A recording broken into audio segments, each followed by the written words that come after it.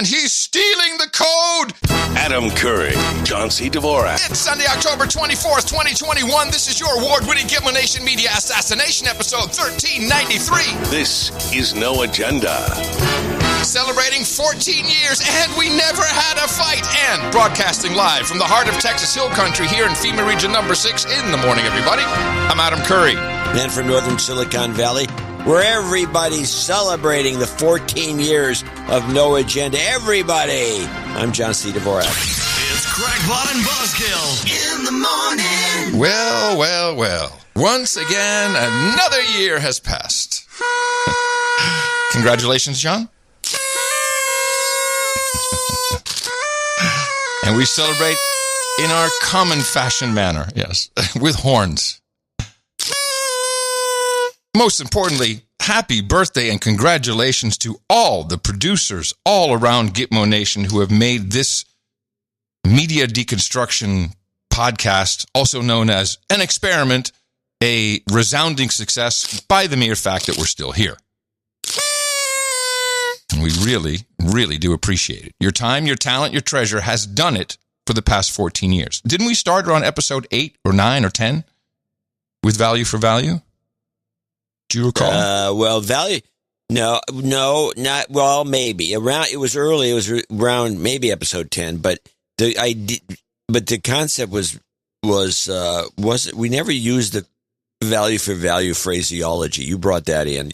That was much later, probably. Months and months into it, maybe a year into it. You came up with the idea, and but didn't we already V for V? But hadn't we already decided that it would just be open ended way before the value for value moniker?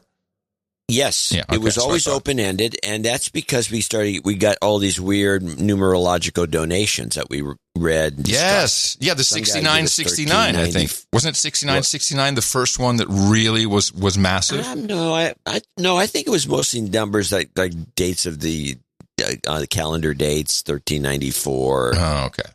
50. There's a bunch of them, and then we quickly moved to the. This is a little history for people out there. Yes, this is 14 years in a nutshell. I had this thing anyway in my craw about knighthoods. Because I've always felt it was unfortunate that the Queen of England could give these things up. Wasn't that around the time that I visited the Queen of England? No, I think it was before. You visited her before. You said, I'm a knight. So... that came into play early, very early, and then it expanded to what it is today, which is a big deal. And then you came up with then after that, the next thing was the next development, and I think it was pretty much the last real development. Was the second show. No, the second show came, I think, before the knightings. The second show came on pretty quickly. Oh, okay.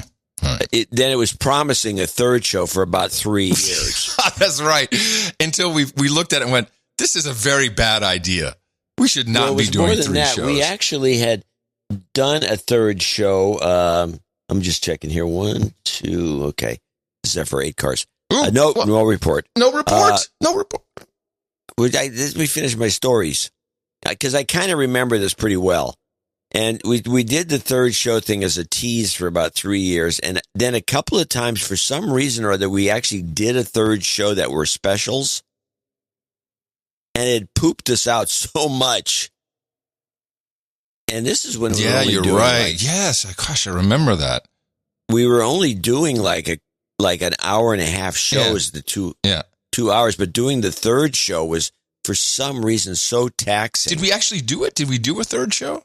We didn't do a technical third show. We did kind of a third. It wasn't really a third show. We did a 3 shows a week a couple of times over a number of months. And every time we did it, that week was ruined. It's like, it just doesn't work for, I think it's because. But what was funny is that even though that didn't work, the continuing lengthening of the regular show continued. Yes. To the point where we're at 3 hours plus. We were at 2:30 for a long time, 2.5 for a long, long time. And then it went to 245, and then it kept bumping and bumping and bumping. Yeah. And next thing you know, we're at... next thing you know, COVID. COVID hit. COVID, and we're 8 hours. So we might as well do 3 shows, but doing 3 shows turned out to be different than doing 2 long shows. So then the next development was you deciding that everybody's a producer, not a listener. Oh, yeah. And then that evolved into creating, and this was a joint thing, creating the executive producer, associate executive producer gimmick to give people genuine, it turns out. Yeah, real credits. Yeah, just credits. Yeah, just like a knighthood, only this one's a little more recognized. And this became very popular to the point where we had people trying to copy it, including that guy, your friend down in Southern California, the guy who talks a little bit like this, little lispy guy, those short. Why am I not remembering his name? I have no idea what you're talking about. In Southern California? Yeah, the Southern California podcaster that stole the Twitch show thing from Leo. Jason Calacanis. Oh, Jason Calacanis, This Week in Startups. Oh, okay. I got it. Yes. So Calacanis decided that, hey, it's not a list, but it's more like this. It's okay. Talk like this. I'm Jason Calacanis, and I'm an investor. To take my money. Angel investor. And I have no problem mocking him because he does a voice of mine, too. Yeah, he does all kinds of... He can handle it, by the way. I'm not worried about Jason Calacanis. Well, I don't... Anyway, so he decided, he made a big point saying this is one of the greatest ideas that podcasters have ever come up with, this executive producer idea. So he decided to do it. And a month later, he was back to ads. Yes, it wasn't. He couldn't do it. It's like there's a trick to doing it, and he never figured that part out. So, well, the trick is, and this is what we learned, it's really about what we call producers, but what we mean it. This is the new type of radio. It's not just I'm broadcasting to the audience. No, they're going to feed back to you whether you like it or not. It's up to the podcaster to decide what to do with it. Yeah, we have a 2-way communication that's a little more extreme than a normal broadcast. I'll say. And remember, the number one trick is an outstanding product. Right, which Calacanis didn't have. That was the problem. Yes. Now, yes, the product was there, but these ideas were kind of the feedback was really what makes them work. I mean, we never came up with douchebag or any of these things. That was all done by the audience, and the audience and producers. They're the ones who created half of this idea, and they're the ones who adopted them, and they're the ones who went along with the idea of being a knight or a producer, which we had 2. And I remember during this era where all these experts would come in and tell us what we should be doing. And my favorite one was experts. Yeah. Yeah. And my favorite one was this guy. Your problem is you guys have got to do gamification. Who was this brilliant light? This is like in about the 4th or 5th year, this gamification guy. And I kept looking at him, or I didn't look. I mean, it was corresponding on email. I'm thinking, do you have any clue what knighthoods are? What kind of consultant are you? I mean, do you have any? This reminds me. Gamification is what the first thing we did.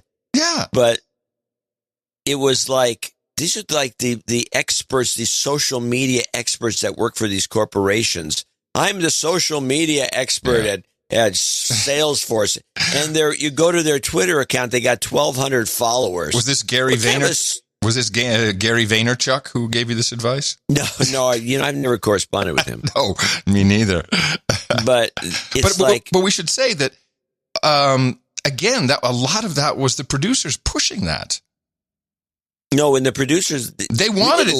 They wanted to play games. That's the whole point. For Humanity was a big flop. I mean, we had a lot of stuff that didn't go over, but the stuff that went over, we picked up on it because we were very close to the audience, the producers themselves. They respond, and so we continued with otherwise we would have never gotten to people being dukes, grand dukes.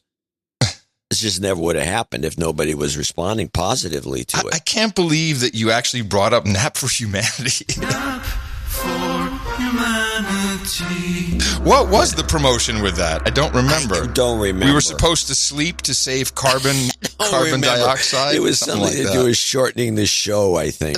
I'm not sure. Maybe. Who knows? Nap for Humanity. That was one of the major flops. The other thing is we have done, I don't have a list of them. Somebody could probably put one together, of all these ideas that just never went anywhere. Oh, we had a lot of ideas that were total duds. Yeah. So it's really hit and miss. It's the only way you can do it. Well, so far it's been a super fun ride. And as long as it's fun, I think we can keep doing it. It's been too long. Okay. Don't say these things. But People again, get very it's upset. like we seem to be now our function seems to be serving the public with the kind of information they can't seem to get from the media. The media has dropped the ball. Yeah, before we were just a lark. Now it's like people tune in and depend on us.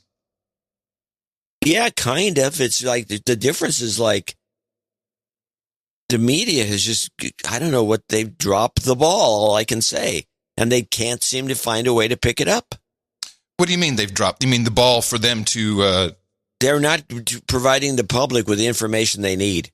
It's interesting you say that. They're lying to the public. The next door neighbor was on Gutfeld, Laura Logan, and she reiterated something that I learned about her stance towards what is happening in the world, and in particular towards M5M. And I just figured, since you bring this up, let me play this because I think she's got the wrong idea about, what to do with this ball that's been dropped. And you know what's disturbing about it, Greg, is they actually want you not to believe what's right in front of you. Mm-hmm. We can all see it. But they're saying, no, don't believe reality, right? We're going to create a safe zone where you can be one of 230-something pronouns, and you can change your gender 32 times in a day, because believe me, there's even memes about that. And the southern border can not exist. Right. It can be wide open. You can have over 1 million illegal immigrants coming in. And by the way, we're just going to remove the word illegal and only talk about it as if it's migrants, and it'll all just, go away. Actually, if you look at the political agenda, they don't care about the chaos. Mm-hmm. They don't care about the crime rate going up. They don't care about the people in the inner cities in Minneapolis whose life is that much harder. They actually want that, because when you create that chaos, you get to be the solution. Right. And they want us to give up on our media and our institutions, our FBI and our DOJ. They want you to say, no, I'm giving up. You know why? Because they have such a tiny bit of support. And if we all give up, it's the only form of victory that has to be given. Mm-hmm. You cannot win it. They want all of us to give them that victory. And that's why it's so important for Americans to not accept that they're so divided, because it's not true. Yeah. And for us not to surrender. I just disagree. I don't think the media wants you to walk away from them. It makes no sense. I also think it's a bad strategy. Blow them up. And the FBI, who needs it? Who needs the FBI? The media has decided somewhere along the line. Well, okay, there's two, the way I see it. The media, for one thing, has been infiltrated by the woke. Yeah. And the woke have a perspective that they're just so adamant about that they're just promoting it. They don't want anyone to walk away. They want people to, they just think everyone's going to flock to the woke. Yeah. Because they think this is the right. They're self-righteous, and so there's none of this scheming that's going on. This is all sincere. They're not insincere. Well, yes and no. Yesterday, it was the day before yesterday on MSNBC. I was on the porch, so I couldn't record it. I'm not counting NBC in my commentary, but go on. Well, it was about the Netflix protest, which, this walkout, which of course was a huge dud. It went from thousands to like a dozen people. But the lead lady inside Netflix, she was on, and it became apparent very, very quickly that this is not about getting Dave Chappelle off of Netflix. Oh, no. What their demand is, and this is why I'm pissed. I looked for the clip. I couldn't find it anywhere. Their demand is more money for messages that are pro-trans in the name of equity. This is shakedown. It's a former shakedown. I think I have that clip. She was on NPR. What? Oh, okay. We had her on the last show. Yeah, Do you have her for this show or? No, we had her on the last show, but I'm saying I got a newer clip of her on NPR. Okay. I think. It was a long rant by her, and I'm not remembering clipping it, putting it in here. It's got to be in here. This is fun. Let me see. It's not on a Biden. Usually be NPR. You'd put it in there. No. Maureen Scheller. No. Molded Howard. No. Are you sure? Super Hard Wood. That sounds like a Chappelle joke. I don't think you have it. The trans sports bill. That's not it. No, the trans. You sure it's not Super Hard Wood? Is that? No, it's not Super Hard Wood. Oh, that's a shame if I don't have it. Oh man. Okay. It was. Well, anyway, she was on. Pop up. Yeah. I can still get it because they played it on NPR, and I have a copy of it. She went on, and you're right. That's exactly what it was. She says her comment was, which is why I wish I had it. She said, because she's the one who leaked the details about the money they spent on the Chappelle show, which is quite a bit. Yeah, like it's a little better than the podcaster life. She said that instead of spending all this money on the Chappelle show, they could do 100 shows. Yeah, it was similar to that. Addressing trans issues. And those 100 shows would be serving this and that. It's all about the money. It had nothing to do with anything. No, they just want funding for their own projects. Yeah, it's like the and she had some example of some show or documentary that was just would have packed them in. By the way, according to her, that's all people want to listen to. Is trans documentaries. It's just like we didn't get the promotion we deserve. Like, oh, okay. That, by the way, sounded a lot like a podcast network. It did. We're not getting any of the money. We're not getting any of the sponsors. We're not getting the promotion. That's what it sounds like at Spotify, by the way. You can count on it. Oh, yeah. You get the podcasters in and you get the groaners in. Yep. Yeah. Yeah, once you have the stars, then after that, it's all downhill. Yeah, because everybody else bitches. And there's one other thing for people who are relatively new, who came in during COVID or after hearing about us on Rogan. The way the show has worked since day one is neither John nor I discuss what we're going to bring to the show. Clips are kept to ourselves. Topics. Sorry? Yeah, it's a trick. It's our everything's a gimmick or a trick with you. No, this is a professional tactic that only we can really pull off, because most people who do shows can't think without smoke coming out of their ears. Well, they need rehearsals. They need post production. They're not chatterboxes, and it's not just being a chatterbox that helps. I think, and I might be overdoing it here, but I think that at least as chatterboxes, we have enough background because we're older that our stories are kind of interesting because they're either new or they have some insights that, a Gen Z would never have gotten because they're not old enough to achieve it. So it's like, we can do that. I don't think everyone could do that particular trick, which is to come in the show. Well, yeah, but dead. Performance art oriented. The reason why we did that is because we both agree that the worst thing, the biggest violation of mainstream media, is the pre-interview. It always ruins everything. Yeah, we even have after the show, or that's why we never talk to each other.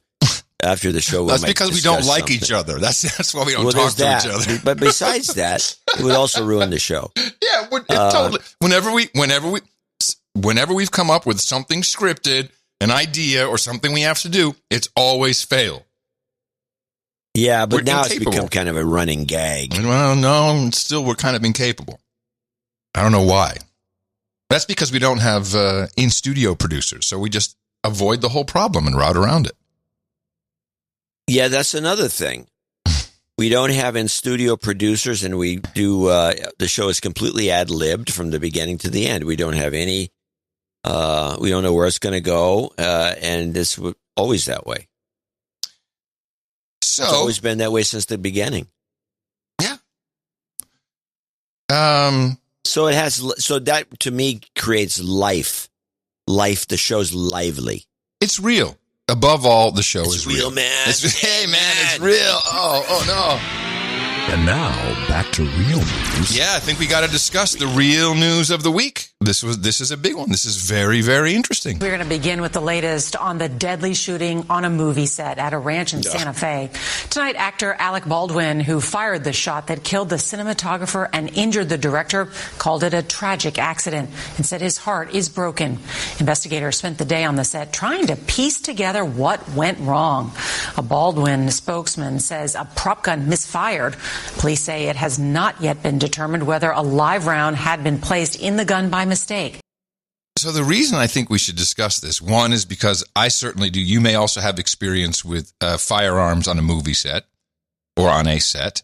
It is interesting to me how the M5M, which I'll kind of lump in with Hollywood, how little they know about Hollywood and how it works and how difficult it is to figure out what happened.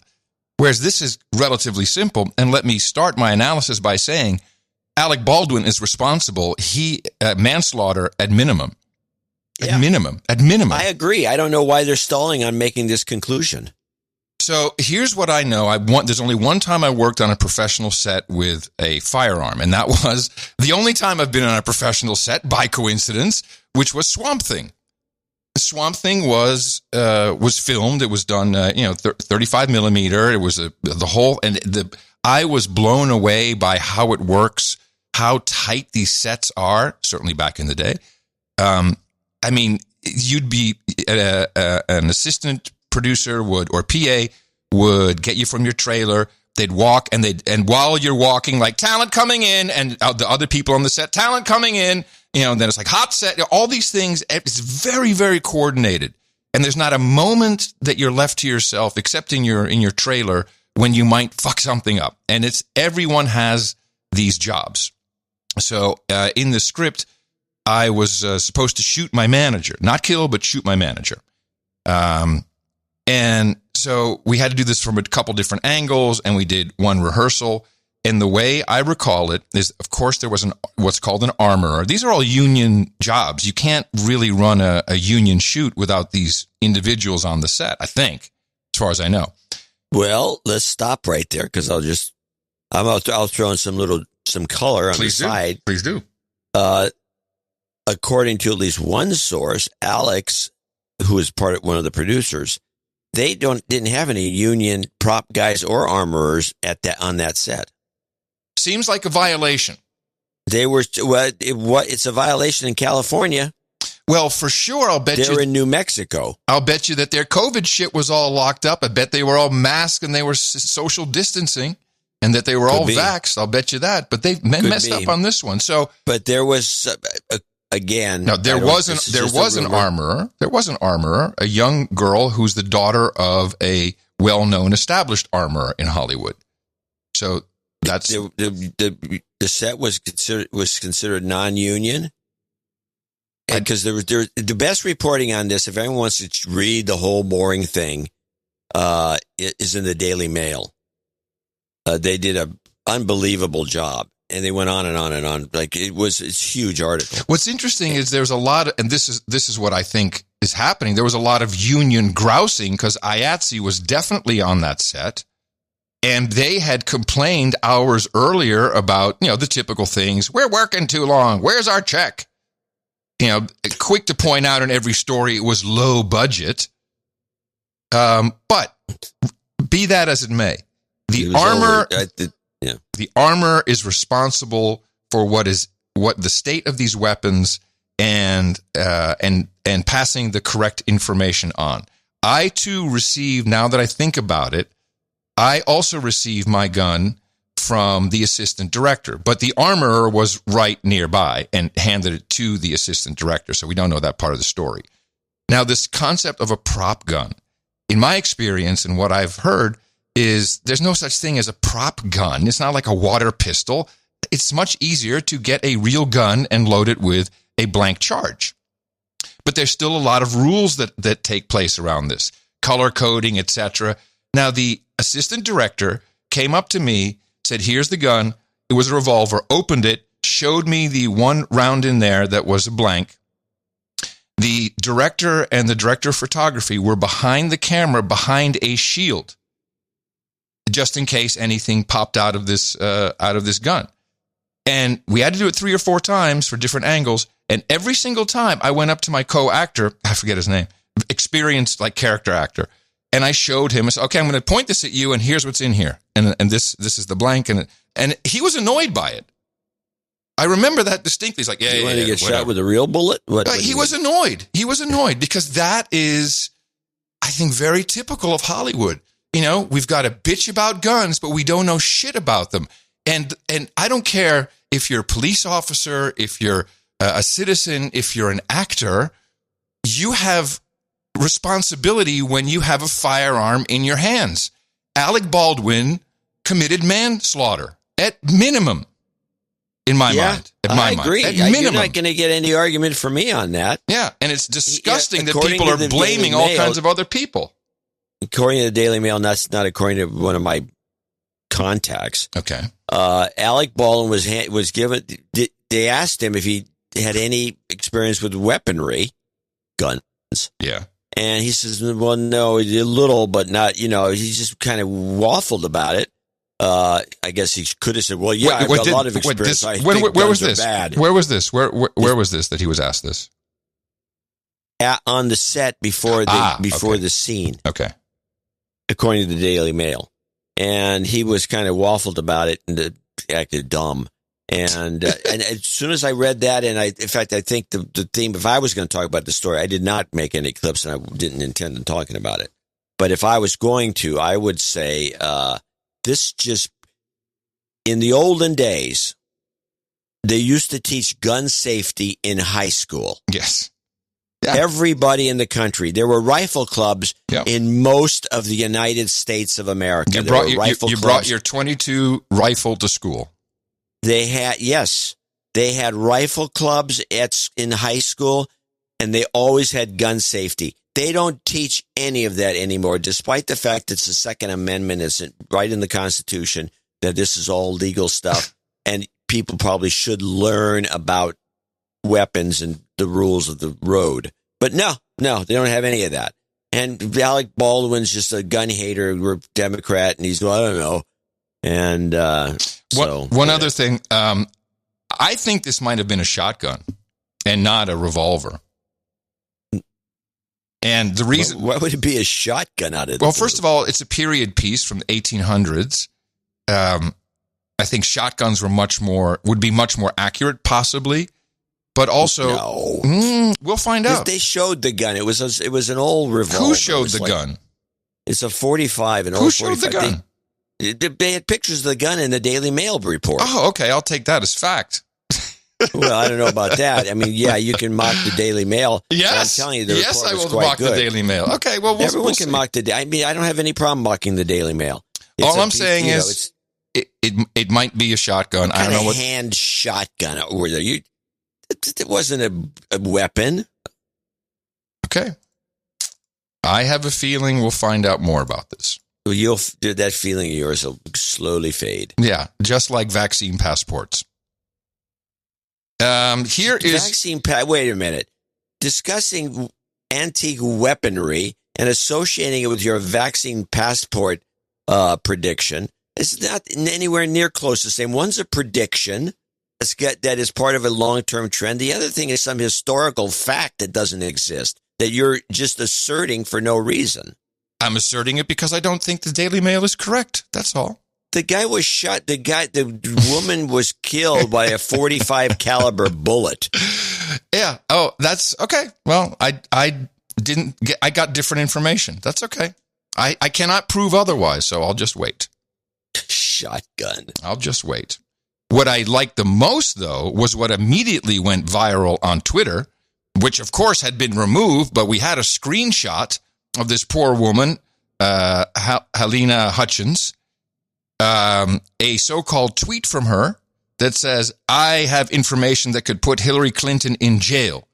And this tied together so nicely with the story that her husband is a lawyer at Latham Watkins.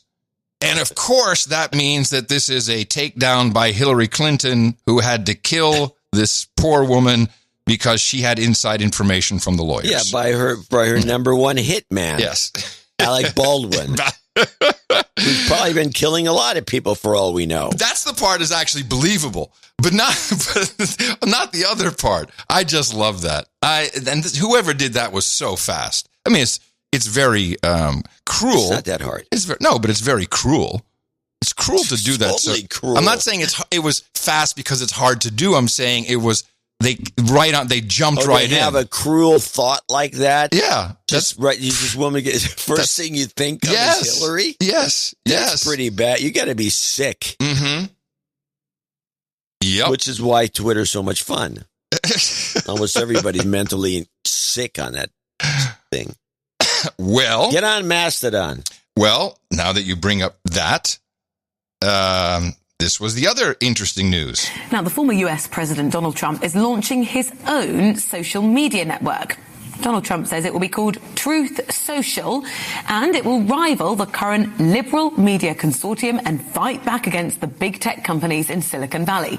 The former US leader says, we live in a world where the Taliban has a huge presence on Twitter, yet your favorite American president has been silenced. So, I think we were talking on the previous episode. I said, Truth Social, that's interesting. Maybe it's going to be Mastodon. Maybe it'll be federated. And lo and behold, a huge fracas erupted. Oh my goodness.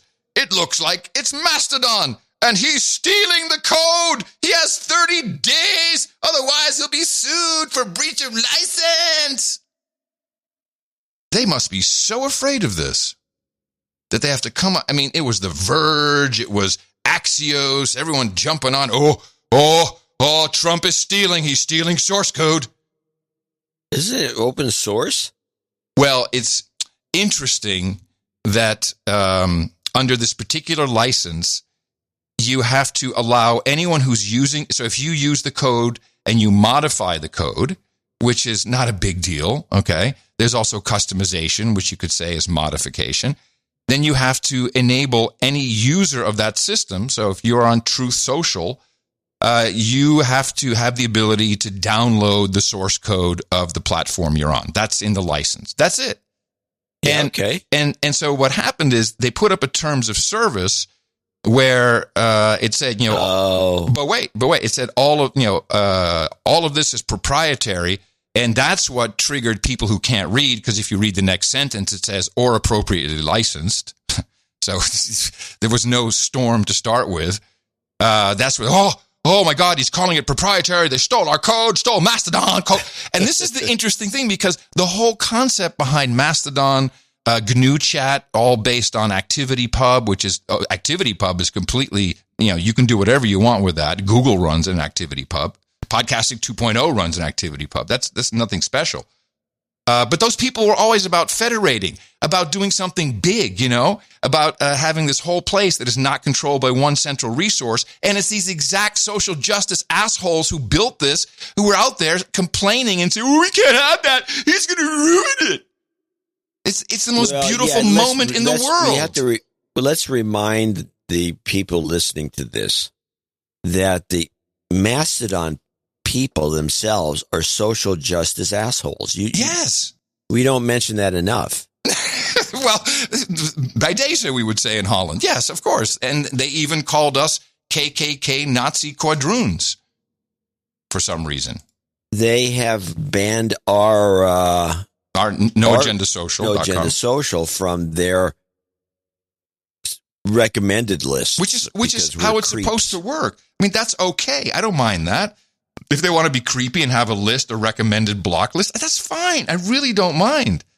But shut up. Just block. If you don't like it, block it. Now, by the way, there's no evidence that they will be using this in the full rollout. There's no evidence that they will be federating at all.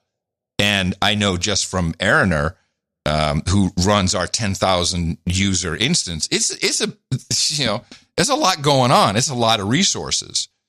Yeah, it's like a shitload. And so but what people overlook somehow is he essentially has a war chest now. Is this SPAC real? Did they cash in on that? Is there now $800 million, or is that just the value? What do they have with his funding? Did you follow any of that?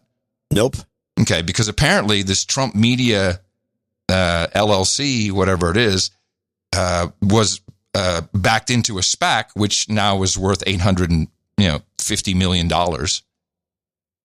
And that's how they're going to fund it. So they got money. They definitely got money. And it's not just... How much money do you need? I don't know. If you're going to go against Twitter, I guess you need billions, but... Well, I don't know. Maybe not. I mean, if they were to federate in some kind of... I don't know. I could come up with a million different ideas. We just don't know. But what's interesting is no one I know thinks Trump or his team or anyone he knows or works with is capable of pulling this off. And that I find interesting. People who like Trump, too. Just like, nah, they can't do it. If Gab couldn't do it, no one can. I'm like, okay. It's a weird phenomenon. People do not think and I believe that's because people have been hypnotized by Facebook and by Twitter to believe these things. Oh, you can't compete with that. You need billions. I'm not so sure. We'll see. Well, I guess I'm kind of falling into that camp. A little bit. Yeah. If it were federated, you might not need that. I don't know. But there's some. Let's see what happens. But there's stuff going down. There's yet another. Well, so we'll get to Facebook in a moment. But have you followed any of these new documents from Google? This is fantastic. This just came out in a lawsuit that Google has an entire team inside Google called G-Trade, and their whole business, mainly because of the AMP system, which is, their compressed, deliver the content really fast, which they invented and manage. I've never really looked into how it works, but everyone knows it's kind of an advertising tracking system. But I think they know before, because the way Google works is you go on Exchange and you bid for keywords, you bid for different things. It's always been seen as a black box. Well, so what this lawsuit that's just been filed says is they have a team inside that is manipulating the pricing. And may even be doing a version of front running. After all, it's an exchange. This is all. Well, in the stock market community, This has always been assumed. Right. But that's why it's a black box. People assume it, but they can't prove it, or they don't know, and they won't talk about it at their meetings. And it's like the black box is a trade secret. Mm-hmm. But it's always been assumed that there's some corruption mechanism that makes it work so well, because they make way too much money. Well, this is, I'll read you the title. This is the United States District Court, Southern District of New York. And it is Google Digital Advertising Antitrust Litigation. This is going to get fun when people find out what a scam they've been running. And from just these documents, who knows if that's true? I mean, it could be Daily Mail reporting for all I know, even though it's filed with the court. It still means nothing to me. They're even doing things where they win bids inside Google that aren't even the highest bid. This is fantastic. This is really a scandal, because advertisers, they will vote with their feet. Yes, in fact, they will. And I believe that they even had some kind of deal with Facebook. So there may have been some collusion and maybe even price fixing. That would be bad. That would be super bad. It would be fun, though. Well, yeah, I'll believe it when I see it. You believe these Google guys aren't the dumbest guys in the world. Let's face it. Yeah, well, you and I differ of opinion. Not on that they're not dumb, but the public is still the public. I've lived and died by the public all my life. Sometimes the public says "F you" and walk away. Yeah, They do. So, and I'm using DuckDuckGo more than I use Google. Yeah, because they don't track anything. They say they don't track anything. Yeah, they do. They're explicit that they track. They just serve you ads on some basic tracking. They say they don't want to know the name of your dog. I've seen the ads. But anyway, I use DuckDuckGo, and I still have to go to Google for certain things. I have to go to Google for the mapping because of the Street View is so much better than anything else, and their maps are generally better than anything else. And I go to Google for maybe one other thing, and I have to type it and go to Google. Yeah.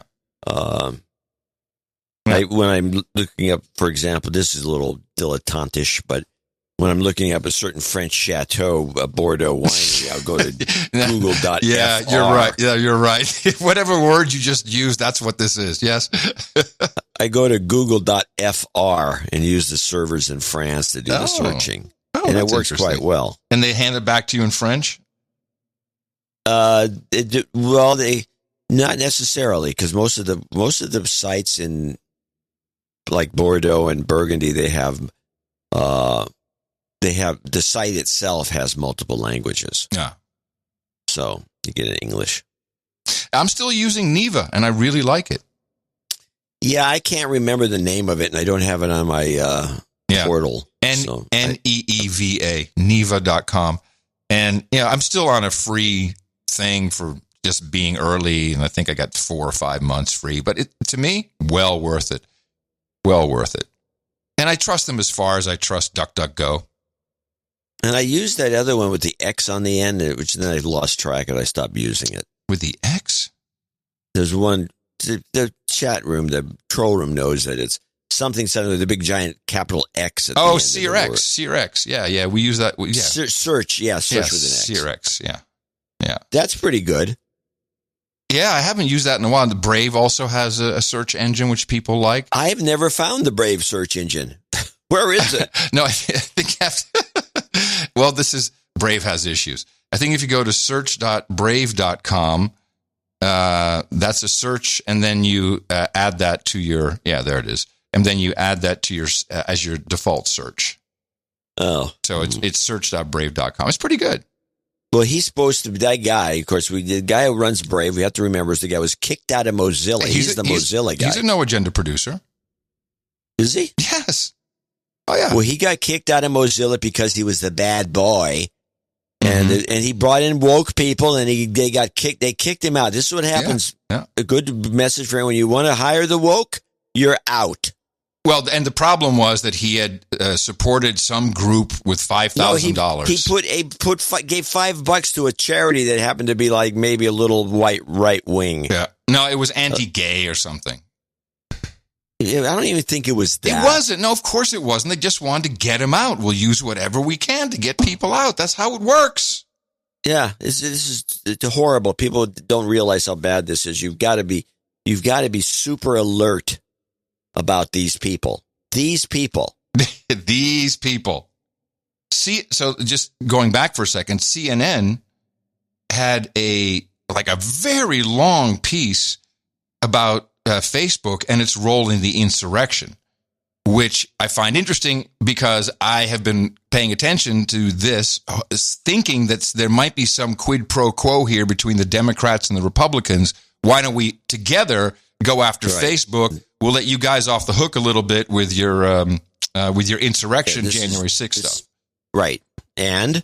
Well, let's listen to this. See, of course, it's not the full thing, but it is 2.5 minutes. If you don't like it, let me know, but I think you will. On January 6th, Facebook executives condemned the attack on the US Capitol, but internally, some employees began to push back. Facebook, they suggested, was culpable. One writing in an internal Facebook company chat, "All due respect, but haven't we had enough time to figure out how to manage discourse without enabling violence? We've been fueling this fire for a long time, and we shouldn't be surprised it's now out of control." Another wrote they were tired of thoughts and prayers from Facebook leadership. There were dozens of Stop the Steal groups active up until yesterday, another Facebook employee responded. Stop the Steal, the conspiracy theory movement that helped fuel the insurrection, had been organising on Facebook for months. How did you guys hear about this event today? Through Facebook. Facebook events. Man on the street, always the best, right? Here's proof. All those people. But picking two. This is great. Instagram, how have you been promoting this?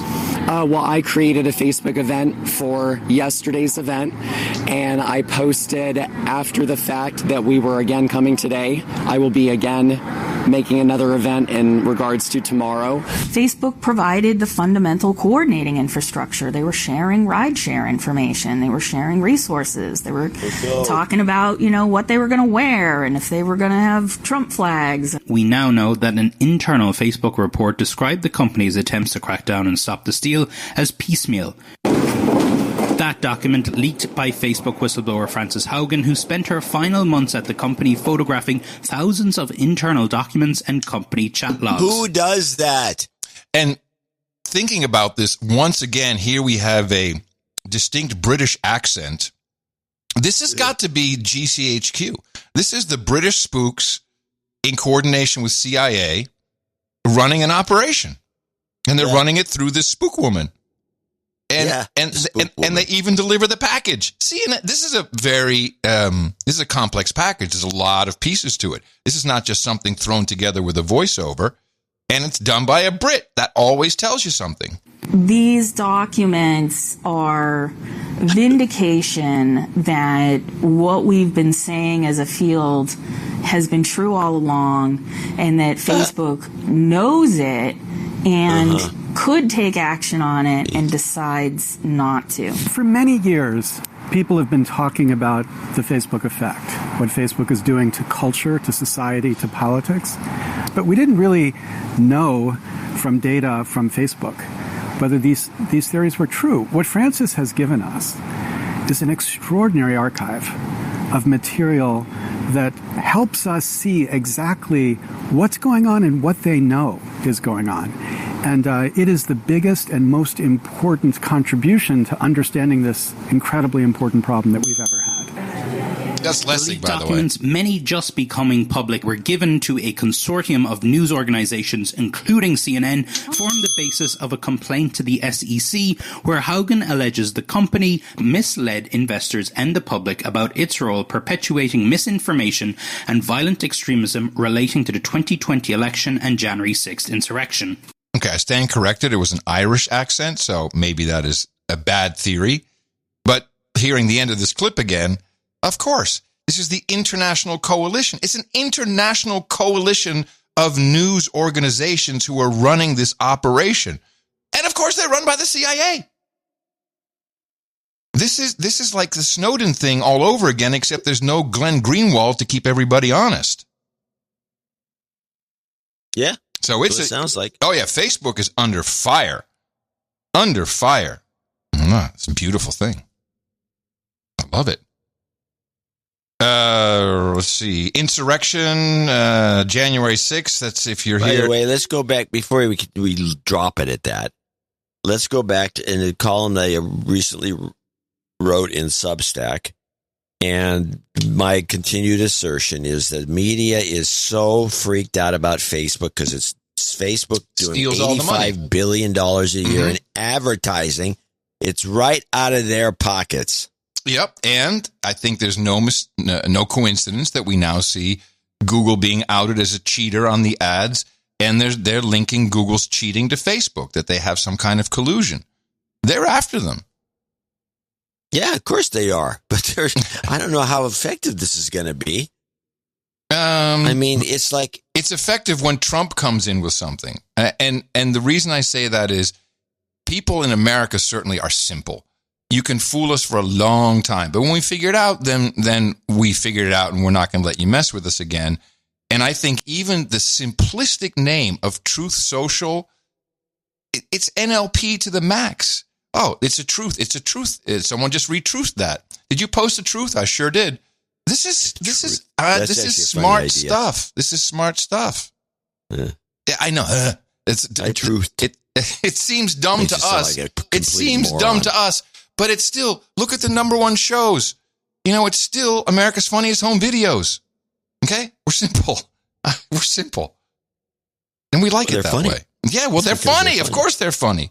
Now, I have a question for you after this clip. Tonight, House Democrats and 9 Republicans vote to hold former Trump administration advisor Steve Bannon in contempt of Congress.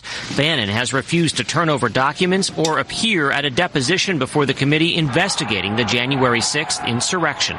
People recognize that what happened on January 6th can't go uninvestigated. Republican leaders urged a no vote. The Select Committee despises Steve Bannon's politics.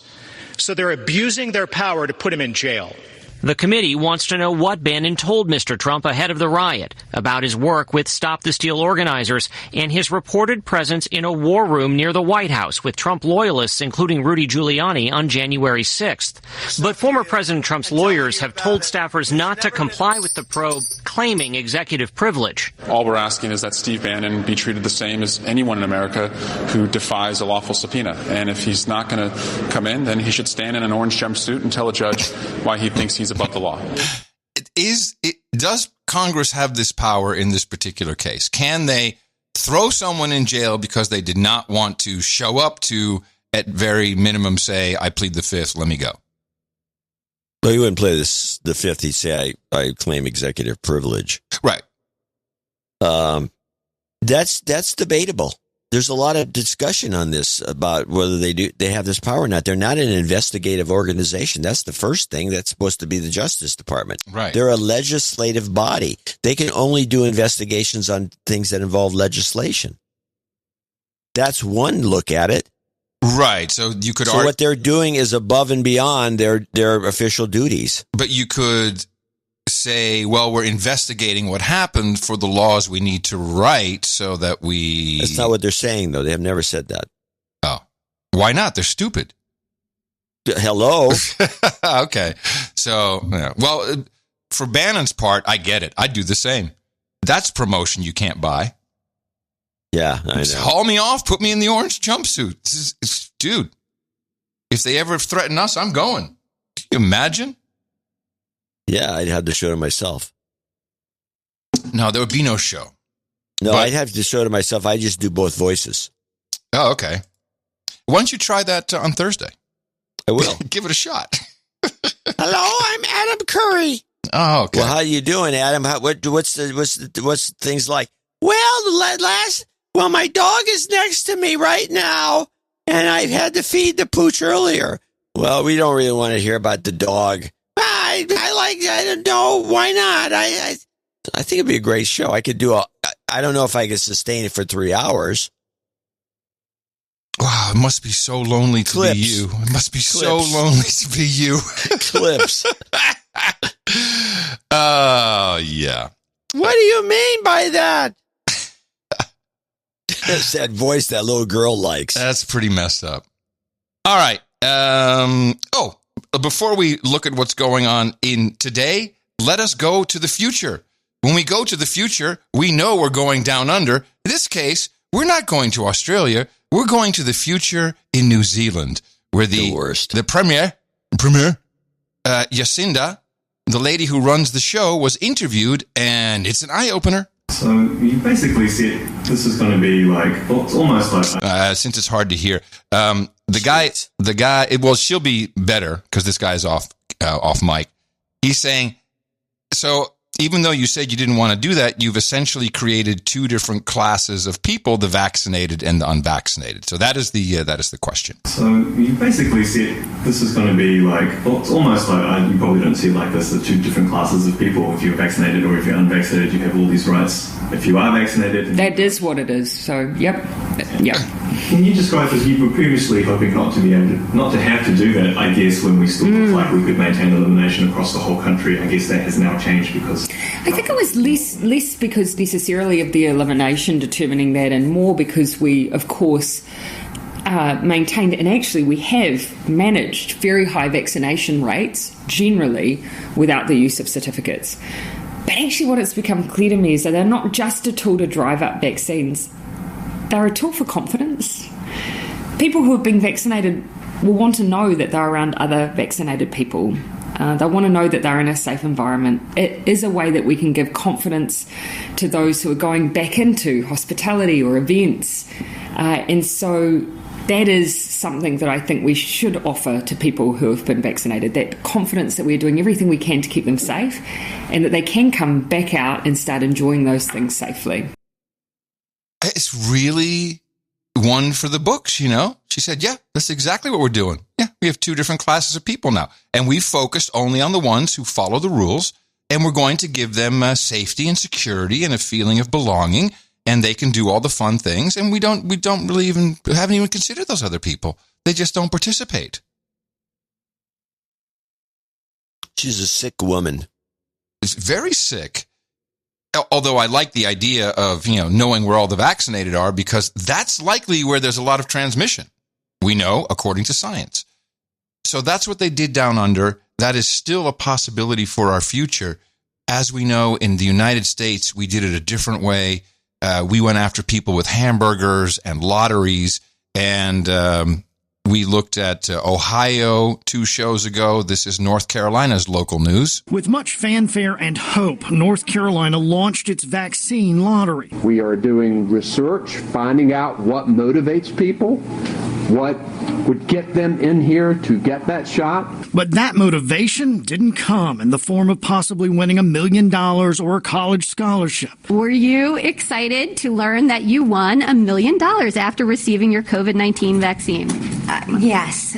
Researchers who published their findings in the Journal of the American Medical Association found the effect of the vaccine lottery to be near zero in every state that had one, including North Carolina. When we looked at the timing of announcements for these vaccine lotteries, we tested for whether or not there was a change or an uptick in vaccination rates, and we found that vaccination rates remained essentially stable. Economist Benjamin Hansen was part of the research team. Our point estimate would be 0%, that there was effectively no change at all. Despite his team's findings, Hansen applauds states for trying, but hopes this is a lesson. But when you find something doesn't work, then you want to turn to something else that might work better. Because there's always going to be a next time. Always a next time. How about that?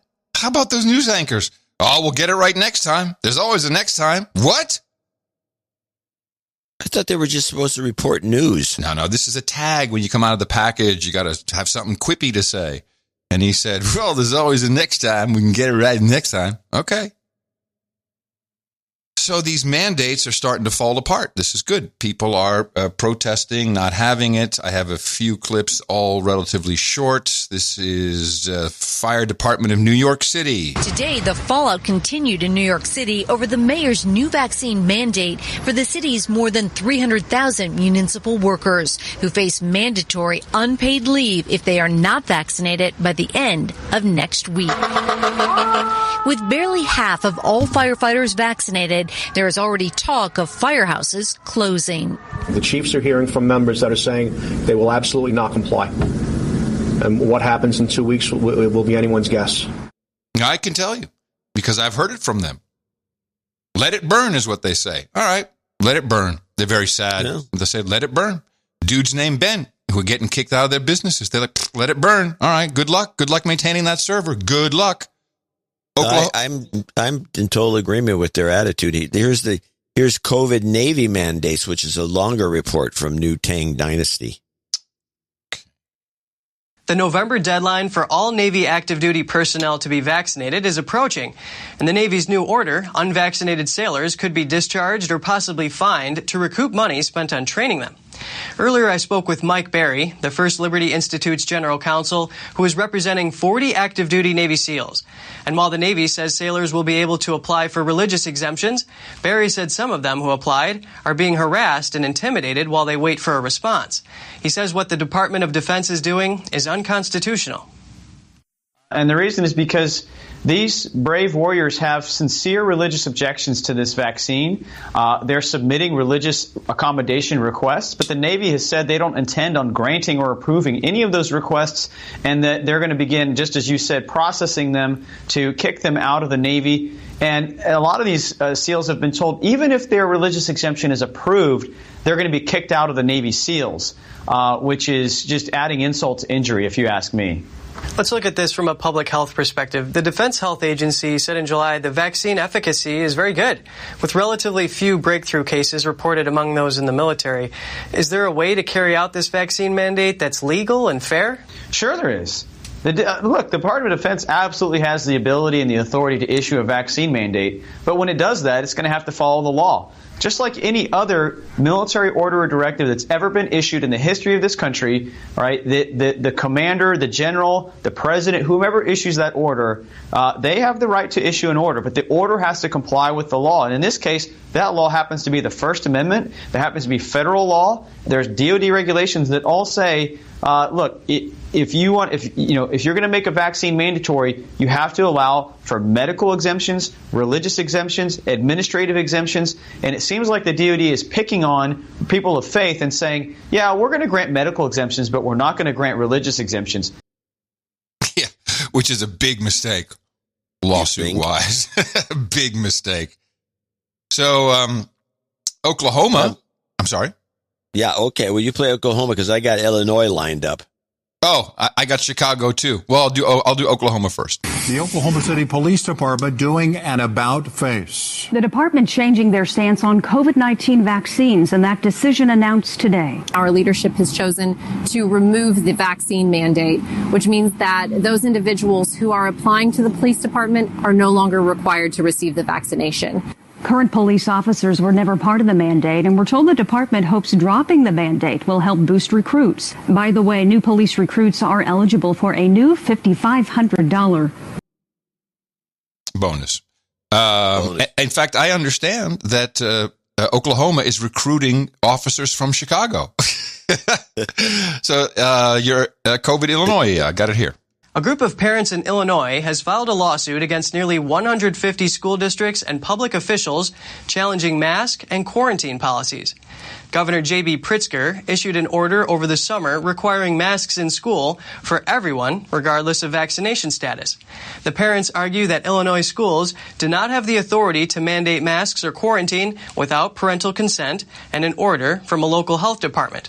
Pritzker, the superintendent of the state's Board of Education, and the director of the state's health department are also listed as defendants in the lawsuit. No comment from Pritzker on the lawsuit. By the way, this is important what we're doing here because these are local reports. These are foreign reports. They're anything but typical United States M5M reports. You don't hear about this. You don't hear about the pushback that is taking place. They will not play this stuff on the mainstream media. Now listen to what's happening in Chicago. Today, 2 Chicago aldermen took steps to repeal Mayor Lori Lightfoot's COVID-19 vaccine mandate. It's through an ordinance that would ensure that any policy that puts city employees on a no-pay status gets full approval from the city council. Anthony Ponce has the story. This is a draft ordinance that would repeal the mayor's vaccine mandate, and also for any future similar mandates, it would require full city council approval. Not surprisingly, the mayor today came out fiercely against it. It's foolishness, and I'm going to do everything I can to stop it. Mayor Lightfoot tearing into 23rd Ward Alderwoman Silvana Tabarez, who filed an ordinance this morning designed to check the mayor's executive power when it comes to mandates. Let me tell you something. The mayor does not get to pass laws on her own. That is why we had the city council. I would like to give a huge shout out to Alderman Silvana Tabarez. Not surprisingly, an ordinance curtailing mayoral power has the full support of FOP President John Catanzara. This is not government control right now. It is dictator control. When one person is putting forth city policy and it is a golden edict that can't be challenged, that is a major problem. And honestly, I really don't understand a woman of color carrying the water for a guy who's demonstrated over and over again. He's racist. He's a misogynist. He's xenophobic. He hates immigrants and refugees. Tabarez called the mayor's. This is so good. So she's telling the news media that this Latinx alderman woman, birthing person, that it's unconscionable that she would support the leader of the Fraternal Order of Police. I mean, this is a police organization. That the guy is racist, misogynist, homophobic, and hates immigrants. One more time, please. Now, it is dictator control. When one person is putting forth city policy and it is a golden edict that can't be challenged, that is a major problem. And honestly, I really don't understand a woman of color carrying the water for a guy who's demonstrated over and over again. He's racist. He's a misogynist. He's xenophobic. He hates immigrants and refugees. Tabarra has called the mayor's remarks divisive, saying that this ordinance is about good policy, not personality conflicts. I mean, she is the mayor, but these are our constituents, and they deserve our respect because they have been working throughout this pandemic. Man, that Lightfoot, how can she get more passes to continue? I don't know. She's really creepy. Yeah, Beetlejuice, as we like to. Yes, well, Larry. Everyone in Chicago calls her Larry. So, I've two final ones that encroach a little bit on your territory, but I think they're important in this context. They are of the president. Because I think we need to move this to this block. I think you will have clips. This town hall that he did was one of the most bizarre things, and in context of mandates, vaccine mandates, these two clips, I think, are what does it all. As many as 1 in 3 emergency responders in some cities like Chicago, Los Angeles, right here in Baltimore, are refusing to comply with city vaccine mandates. I'm wondering where you stand on that. Should police officers, emergency responders, be mandated to get vaccines? And if not, should they be stay at home or let go? Yes and yes. Notice how quickly the applause came. By the way, I waited until July to talk about mandating because I tried everything else possible. The mandates are working. Well, okay, fine. They're working somehow, but it was this piece that was one of the most bizarre things a U.S. president has ever said. The two things that concern me, one are those who just try to make this a political issue. Freedom. I have the freedom to kill you with my COVID. No, I mean, come on, freedom. Number one. Number two, the second one is that, the gross misinformation that's out there. I have the freedom to kill you with my COVID. Not a joke. Come on, man. That guy. Guess what? This is someone's wants him 25th Amendmented. Did you think this was a normal town hall that he had? Well, this is a very interesting topic of discussion. So before we play any clips, well, you already played 2, but before we play any more, let's discuss what was up with this town hall. There was everybody no on the right. Yeah. Everybody on the right and some people on the left were wondering why this took place. There was no demand for a town hall. People weren't demanding a town hall from Biden. Why did he do the town hall? I mean, it was long. Mm-hmm. He was made a fool of himself. He would have these long pauses. He'd have these indecipherable comments. It was unbelievable. So what was the point? Why did he do it? Well, some people think it was to make him look feeble and weak and stupid and out of it and demented and 25th Amendment ready. Yeah. That's what I took away. I love the memes. I mean, the memes which have not are great. Which have not been taken off Twitter. The Beavis and Butthead meme is the best one. Have you seen that one? Yes. I think the pony is still so good. You seen the pony? No, I did not see the pony. So at a certain point, the president has his hands up like he's holding 2 ski poles while he's being asked a question. Do you remember this moment? Yeah, there's a couple of those. So that, people have had "Let's Go Brandon" signs, but there's one where he's straddling a pony and he's holding on to the reins. I mean, the fact that that's still up, they want this man gone, or they want to show that he's feeble or something, because you're right. There was no reason for this. There was no reason. What? It was so out of the blue. Yeah. It was out of the blue. All of a sudden, there's this big town hall, and it was a massive town. It was long, and they had all the scripted questions from the Democrats and Republicans, and they were all smiling, and they all seemed so amenable, and they all seemed so they liked him. They gave him standing ovations for no good reason, and but it was still to the viewing audience on the television, even though it didn't get a lot of people watching it. Duh, because it was football for one thing. Mm-hmm. Yeah. Well, that's what you want. That's what you want. You want it to be out there. You want it to be on record. You don't want it to be a ratings bonanza. And not that it would be. You want people to be distracted. But it's still, now that what people are doing is they're doing what kind of like what I did is you take the clips out of context. I mean, you put. Oh, it's fun. He would be cognizant every so often. But let's go over some of these things. First of all, I want to play before we even get to that, I want to play something he did say that was deconstructed by NTD.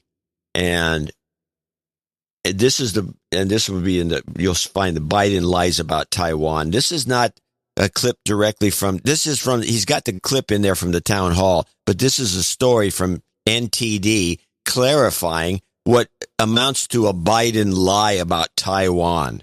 President Biden says the United States is committed to defending Taiwan if the Chinese regime attacks the self-ruled island. It could signal a change in the U.S.'s strategic ambiguity strategy. China just tested a hypersonic missile. What will you do to keep up with them militarily, and can you vow to protect Taiwan? Yes and yes. Oh, he did that twice, huh? Militarily, China, Russia, and the rest of the world knows we have the most powerful military in history of the world. Don't worry about whether they're going to be more powerful. What you do have to worry about is whether or not they're going to engage in activities that will put them in a position where they may make a serious mistake. And so I have spoken and spent more time with Xi Jinping than any other world leader has. So are you saying that the United States would come to Taiwan's defense if China attacked? Yes, we have a commitment to do that. The United States doesn't have a commitment to defend Taiwan under the Taiwan Relations Act, but Washington is required by law to provide the island with the means to defend itself. The Chinese Communist Party claims Taiwan is a province of China, but the democratically governed island has its own constitution, military, and political parties. Biden's comments come after Beijing escalated military harassment against the island, most notably with a show of military force in Taiwan's air defense zone. So that was a lie, what he said. We're not obligated to defend Taiwan. Can I ask you a few questions about this? Why are we even pretending to want to defend Taiwan? What is the U.S. Official reason for defending Taiwan? And besides, is it just because the Chinese Communist Party are a bag of dicks? Is that why, or are there other reasons? Well, the main reason goes back to the late 40s when the Chinese Republic formed they went to Formosa, the Garden Island, it was a revolution in China, and the Republic of China, the Republicans, a democracy kind of, even though Kuomintang was the Kuomintang group was kind of a dictatorship under Chiang Kai-shek, and but that was who we associated with immediately. Because the Chinese communists were communists, and we hate the communists, and we had to fought. When we fought in Korea, it was against communism, and we fought in Vietnam, it was against communism, and so that's the reason. And these weren't communists, so we associated with them. And then along the way, as we had a clip that explained this in more detail than I can do, Nixon, followed by Clinton, kind of gave in and said, well, we're going to recognize you, the big China, and these other guys will kind of marginalize them for a while. But our real original intent was to protect these guys from the big boys. One of our producers is a retired CEO of a German semiconductor manufacturing company, and he also sold a startup to Applied Materials. And he says that there's this term out there that is being used as the reason for protecting Taiwan, and the term is silicon shield.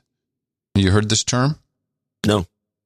Which is, we're protecting Taiwan from China because China wants Taiwan's semiconductor manufacturing, which is substantial, he says, in terms of foundries. But he goes on to say that if you hear this, that's bullcrap, because 70% of all processing equipment in a semiconductor fab is, made by Applied Materials, which is in Singapore. Of course, ASML, the lithography, that's a Dutch company. So he questions this silicon shield. But you hadn't heard of silicon shield? Because maybe it's just out there. I think that's nonsense. What's nonsense? I think it goes back to the fact that this is a democracy, and we're supposed to. I'm agreeing with you. I'm just saying that's what the industry appears to be saying. Well, I haven't heard that personally. Okay. Well, we'll keep our eyes doesn't mean it's not something that's going around. So it's still just us protecting democracy. That's funny. Well, it's our old friend. Yeah. I mean, it's like, more than just a democracy. It's kind of when it first began, it was kind of a dictatorship, but it was still not the communists. Right. So there's that, because we're pretty consistent about being anti-communist, generally speaking. So there's that. Okay. I don't know. Whatever the case is, the way Biden puts it is wrong. So let's listen to some Biden clips. Let's start with some of the longer ones. This is a Biden ramble that leads to some concept of child care. I look back, it was great for us having grandpops and relatives there. I don't know how my parents quite did it, but I remember one night, I'm serious, it was in high school. And Dad, I could feel my dad was restless. He moving, I could hear. And I asked the next morning, my mom, it's a true story. I said, what's the matter with Dad, Mom? True story. He said, he got bad news, honey. His company just said they're no longer going to pay for health insurance. Well, guess what? My dad used to say everybody's entitled. All we're looking for is just a little breathing room. Just a little bit of extra room. A little breathing room. How can we compete in a world of millions of American parents, especially moms, can't join the workforce because they can't afford the cost of child care or elder care, or they have to stay home? I heard my colleague speaking before I did. Here in Pennsylvania, the average annual cost of child care for your toddler is $11,400. Yeah, so what he's rambling about is some justification for changing the child tax credit to a direct payment. Which is the future? Is the future of all governments is to pay you for stuff? A couple of things I've noticed. I think when he says true story and some of these things, he's lying. I think those are all tells. Yeah. First of all, let's begin with the premise. If I'm not mistaken, he was in high school in the early 50s. I think he was born in like 38 or could be, or 30. He's born in somewhere around there. So in the early 50s, the concept of health insurance is not today's concept of health insurance. There was no such thing. No, I don't think there was. No, there wasn't. When I was a kid, which was later than him by a lot, health insurance wasn't even on the table. There was no such thing. You just paid. You go to the doctor, you paid the doctor. You went to the pharmacist, you paid a reasonable price for the pills. There was no... There was a kind of health insurance which was only for being hospitalized on your deathbed to pick up the cost for that.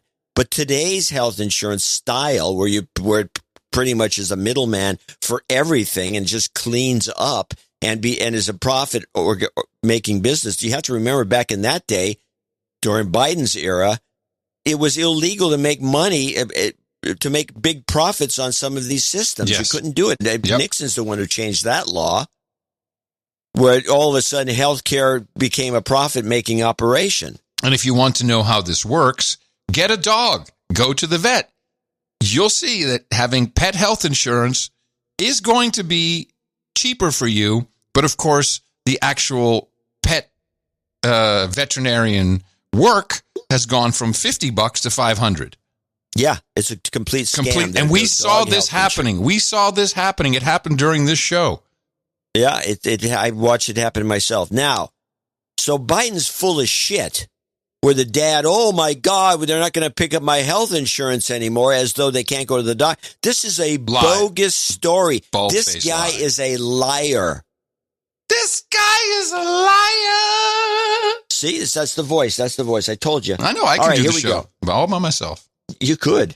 Here we go. Let's listen to Anyway, that one really irked me. I can tell. Let's listen to his rationale for Build Back Better. Oh, yes. Which means it's always a good bet to bet on America. That's what these initiatives do. They bet on America. It's about believing in the American people. About believing. Just look at the history of the journey of this nation. What becomes clear is this. Given half a chance, the American people have never, ever let the country down. Just a fighting chance. No guarantees, just a chance. No guarantees? What? So he's saying if we spend the $3.5 trillion, this is giving the Americans half a chance. Half a chance. Just half a chance. The more this thing is being put together and I watch the mainstream news do, what's in, what's out, what's in, what's out, what's in the... So this is $3.5 trillion. I think the banks need it. Just do something. Print it. It's just, that's how ridiculous this has become. We don't care. Say it's all for Republicans. Just print the money. Here's another one. This is a reiteration of something that came up a long time ago, and he's brought it back. This is that crazy notion about higher roads. High. Oh, right. So that's what I'm talking about. We need stronger levees, stronger power grids, more durable, able to withstand ever-increasing ferocity and intensity of extreme weather. Any road, it used to be you have a catastrophe and the road gets washed out, you build it back to what it was before. You can't build it back to the same standard. You've got to build the road back literally higher. Not a joke. Why didn't he use better there? He could have been build back better, build back higher. No, he's build back higher. Build back higher. Everything should be build back higher. Now, here's just a couple of things. He kept saying, think about it, think about it. I thought that was weird. Listen to this. Here's an example. Biden short clip, think about it. That's who we are as Americans. Not a joke. Think about it. From those of you who teach history, think about it. Yeah, think about it to me, is like a really old neurolinguistic programming trick, Think about it, and you're thinking about it. When someone says, think about it, it's like me doing the show by myself. Think about it. So here we go. See, you couldn't help. You thought about it. Listen to this. Now, by the way, there's more clips to be had, and I'll move them to Thursday because this town hall is loaded with gaffes. It's worth it because it's not just the gaffes. It is a display of complete dementia or something like it of the President of the United States. I know. It's unbelievable. If people can find this and watch it, you'll just be shaking your head the whole time. Yeah. So I want you to this is Biden exponential, whatever this word is. Just tell me what this word is. We know if we can put these wires underground, we increase exponentially. Exponentially. Exponentially. So there you go. There's your Build Back Better plan. Wires underground. Yeah. Exponentially more expensive, Joe. Exponentially difficult to repair. Exponentially. And this came out of his rant about the wires up in the mountains that, click, and the next thing you know, you got a fire because they didn't trim back the tree, which is the problem. Yeah. But you can't build underground wiring in the middle of nowhere's rural because in many cases you can't get that wire to the house. Hey, you need a pole. If you're Build Back Better, baby, you can do anything you want. Well, anyway, this was borderline pathetic, but and it's being analyzed to an extreme because we still don't know why he did it and why did CNN get all these gigs? Well, I don't know. And it was Anderson Cooper, too. Last time it was Don Lemon. So maybe they're just rotating amongst the hosts. But, yeah, CNN they're in, man. They're in. What can I say? They're in. Well, the questions were all lame. Yeah, they were. They were. I'm a Republican, and I think you've done a great job. This is crazy. And here's Jill Jensen from Ohio. Hi, and she's a Republican. Hi, I'm Jill. I'm a Republican, and you're the best president ever. I mean, come on. Not a joke. Come on, man. Come on, man. Think about it. Yeah. Guess what? What? That's what he says all the time. Guess what? That's what I've always wanted to say that to people who keep saying, guess what? Or you know what? I say, what? Yeah, we used Am I to do supposed that. to guess? I got a disturbing note. We got a lot of disturbing notes. By the way, shout out to John Deere. Entered their second week of strike, not for COVID mandates, no, because of the huge amount of profits that everyone made over there, including management, and these guys have not gotten anything. And they're saying, screw you. Justin of the Wrong Kind of Podcast. Shout out to the GE electricians who walked off. I'm going back on this, but I forgot to mention this. I just got a report, and I have a screenshot of it. Chicago police officer took his first dose of vaccine and died. It's documented in the death investigation report, which I have a copy of. They said he had pre-existing conditions, blood pressure. However, very interesting to note, he had received the vaccine, which is on the certificate, on the investigation report. So we'll see if that becomes a news item. No, who was it? A Chicago cop. A Chicago cop gets a shot and drops dead? Yep, pretty much. Yeah, and it's reported that way in the death investigation. Yeah, problematic. So there's Ernst & Young. I mean, there's so many different things. Ernst & Young just turned off everyone's access badges. Hey, you haven't told us if you're vaccinated yet. No entrance for you. Well, I don't have the clip. I should have it. Mimi sent it to me. But this happened in Washington State. Oh, really? Yeah, a state senator. It turns out all the state senators that can't get into their own offices now because the badges have been turned off because they haven't taken the vaccine. Because Inslee, Herr Inslee, der Fuhrer, is like running this state into the ground.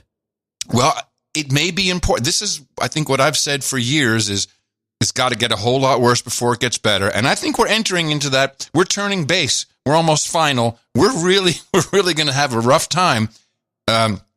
Supply chains, regardless of the reason, there are weird things happening.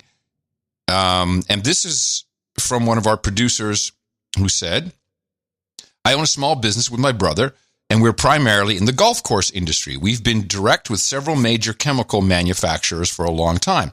We received notice to expect glyphosate/Roundup herbicide was going to be in short supply about 2 weeks ago. We recently went to quote out some Roundup herbicide for major golf courses. When we did this, we found out that Roundup had tripled in price in just 4 months. We have connection in the agricultural world as well. As stated, we primarily deal with golf courses. We called an agricultural contact to see if this pricing was legitimate to get a second opinion. He told us if we could get any at up to $38 a gallon, he would buy up to 3 truckloads. We were selling it in June for $18 a gallon. There is no supply, he says, no supply for his agricultural customers in southern Alabama and Mississippi. Most of our major crops, this is the reason why I think it's interesting, of course, have been transitioned to Roundup Ready, which means without Roundup, you can't really effectively fight the weeds, and the crops may not do too well. And so is there a shortage of glyphosate? Well, something did happen. But there is a bit of good news. This is from AgWeb, by the way. These are the real agriculture dudes. But there is a bit of good news when it comes to the supply chain issues involving glyphosate. Here in the U.S., we have learned the Bayer glyphosate plant in Louisiana is now back online following damage caused by Hurricane Ida. China is also a major exporter of glyphosate. Now, it's estimated over 80% of the country's supply is exported. And right now, parts of China are plagued with an energy problem. That's despite Beijing's efforts to boost coal supplies and manage electricity use. Reuters reporting the rebound in global economic activity is exposing shortages of fuels used for generating power in China and other countries. Now, one expert we spoke with thinks the worldwide glyphosate shortage could last for at least 2 years since stocks were depleted last year. Now, I'd love to hear from our farmer producers. You taught me everything I know about glyphosate. Your thoughts? Well, to me, what we're witnessing is a very coy version of how you make a monopoly work. Price gouge? Yeah, it's a price gouge, and here's the way it works. You get everyone dependent on this stuff because you're creating these Roundup-ready crops, and everything's going along swimmingly, at $18 a gallon. It's the African. Well, let's say we had a hurricane. Oh, and they shut the plant down. Well, we can't make it. So for some unknown reason, now there's going to be a 2-year shortage. How does that work? You can crank the production up. It's not that hard. It doesn't take a genius. And so, but no. We're going to have this shortage, and well, to make it so it's fair, we're going to have to jack the price up so the people who can afford it, they'll get it. This is an obvious gouge. This should be investigated. This is the Africa scam and the India scam. This is what they did. Monsanto, well, it's Bayer now, but we're talking about Monsanto. It's a division of Bayer, so it's the same people. Yeah. And they didn't fire anybody. No. And so, they got all the farmers hooked on glyphosate and the seeds, and then they own your ass, and they can do whatever they want. And go look it up. How many Indian farmers have committed suicide? It's hundreds of thousands, I think. It's some insane the number. Farmer situation is a scandal. Insane number of. And so I'm worried for our farmers. I'm worried for our crops. Not everyone's going to be able to just pony up 5 times the price for the glyphosate if it's available at all. And you're right, it may be a total scam. Price gouge probably is. But still, the money it makes sense. I mean, that's how monopolies do business. Once you establish yourself as a monopoly and you've created a situation where there's no other game in town, there's no other game in town. Why wouldn't you raise the price? Oh, yeah, you have some excuse for doing it so you don't have to worry about the government going after you. Oh, there was a Hurricane Ida. That's what it is. Our producer, David, who explained how the states have actually been controlling some of the alcohol shortages because they're dicks. He says shortages coming to the wine industry, and I bring this up because I thought it might interest you. He says we are having trouble fulfilling stateside wine orders. The reason we are given is because of a glass bottle shortage. For some reason, wineries can't get bottles to fill, probably because a lot of the wine industry special order bottles that don't use the standard 750/1.5 liter bottles. The 2021 vintage, he says, may die in the vats. Again, I go to the expert, John C. Dvorak. What do we know? What are you learning? Well, what am I learning? I'm learning whatever you just said. Where is he and what is he talking about? Where is he? I don't know where. I don't have it on hand where he is, but they do bottling. But okay? Let's take the first obvious question that needs to be asked. What do you need a special bottle for? If you can't get your special bottles, why don't you get the 750s that are very common and available and use those instead of the funny shaped 750 that you obviously have custom made because you can't get them for some unknown reason. It doesn't make any sense, this story. Nothing's going to die in the vats. Well, I actually had a thought about this. How about jugging the wine up if you're going to worry about it? You're close. You're close. I'm thinking, stay with me because we are uniquely positioned for this. This is an exit strategy. No agenda, box wine. Think about it. Well, doesn't have to be shit. I'm game for no agenda box wine, except for there's a couple problems. One, most of these places have bottling facilities on site. The bottling facility to make boxed wines is specialized equipment that would cost more than it's worth. Really? I thought, well, then why do they even put it in boxes if it's so expensive and specialized? Well, that's because they have Franzia and there's guys who make the boxed wine. They're the inventors of it pretty much are Franzia. I think some European companies. We can't just that's what they have. They have this specialized equipment that makes boxed wines. We can't just order from them a whole bunch of boxes? You'd have to get the wine to them, and they'd have to job it to you. And well, this doesn't sound. I don't think it would be. I mean, there are other people making boxed wines. I've noticed them. These different kinds of generic boxed wines. At Target has a bunch of crazy labeled. Right. This is where we should be in Target. We should be in Target with a dynamite packaging, and it should be like it should be an Easter egg where people are like, dude, have you tried the new No Agenda box wine? It's like, that's just really good. Yeah. John C. Dvorak, renowned That would judge. actually, This is what I'm saying. Say this. I have had good boxed wines. It's always French. How about no agenda woke wine?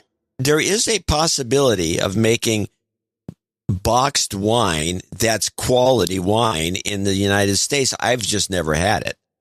Right. I'm just thinking ahead, for when we're 80. Well, we could have a whole line. I'm game for this. I'm game to build out a boxed wine company. Yes. No agenda woke wine would be one. Woke wine. Let's call it that. Well, I think we want to have some other sub-labels, perhaps. Woke. Yeah, just a wine for you. Big black letters. Woke. It's the wine for the progressive liver. Yeah. Something like that. And actually, progressives, believe it or not, are the ones who drink a lot of the boxed wines because they don't know any better, and they put it in the refrigerator. That's what's cool about it, especially the whites. You go and the box goes in the refrigerator, and you go and, would you like a glass of wine, honey? And you go open the refrigerator door, and you squirt out some of the boxed wine into a glass, and you bring it out. Just some Chard for you. And Chard? Some Chard for you? Chard, or it's a Pinot Grigio would be another one. By the way, we had a guy, I got to get this winemaker's name. The guy was up at the... Wait. Woke wine. It's the wine for the progressive generation. Come on, man. I'm feeling it. I'm in. Chard for you. I mean, there's... Chard. It's never ending. And it would say that on the side on the label. It would say Chard. Chard. Yeah. Cab would be the other one. Chard and Cab. I'm so happy I got you excited. I thought I was not going to... Merlot, no. How about that one? Merlot, no.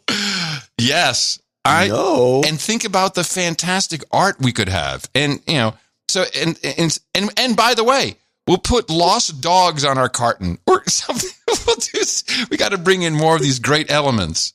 And we got to have the lost dog. Yeah. It would be huge. I like the idea of a big black cube, though, just as the art. For woke. Something about just a black cube with the word cab on the side in huge letters, like Franklin.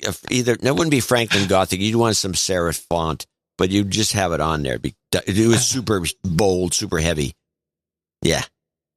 I'm so, oh shit, man. Someone already has wokewine.com. What the hell?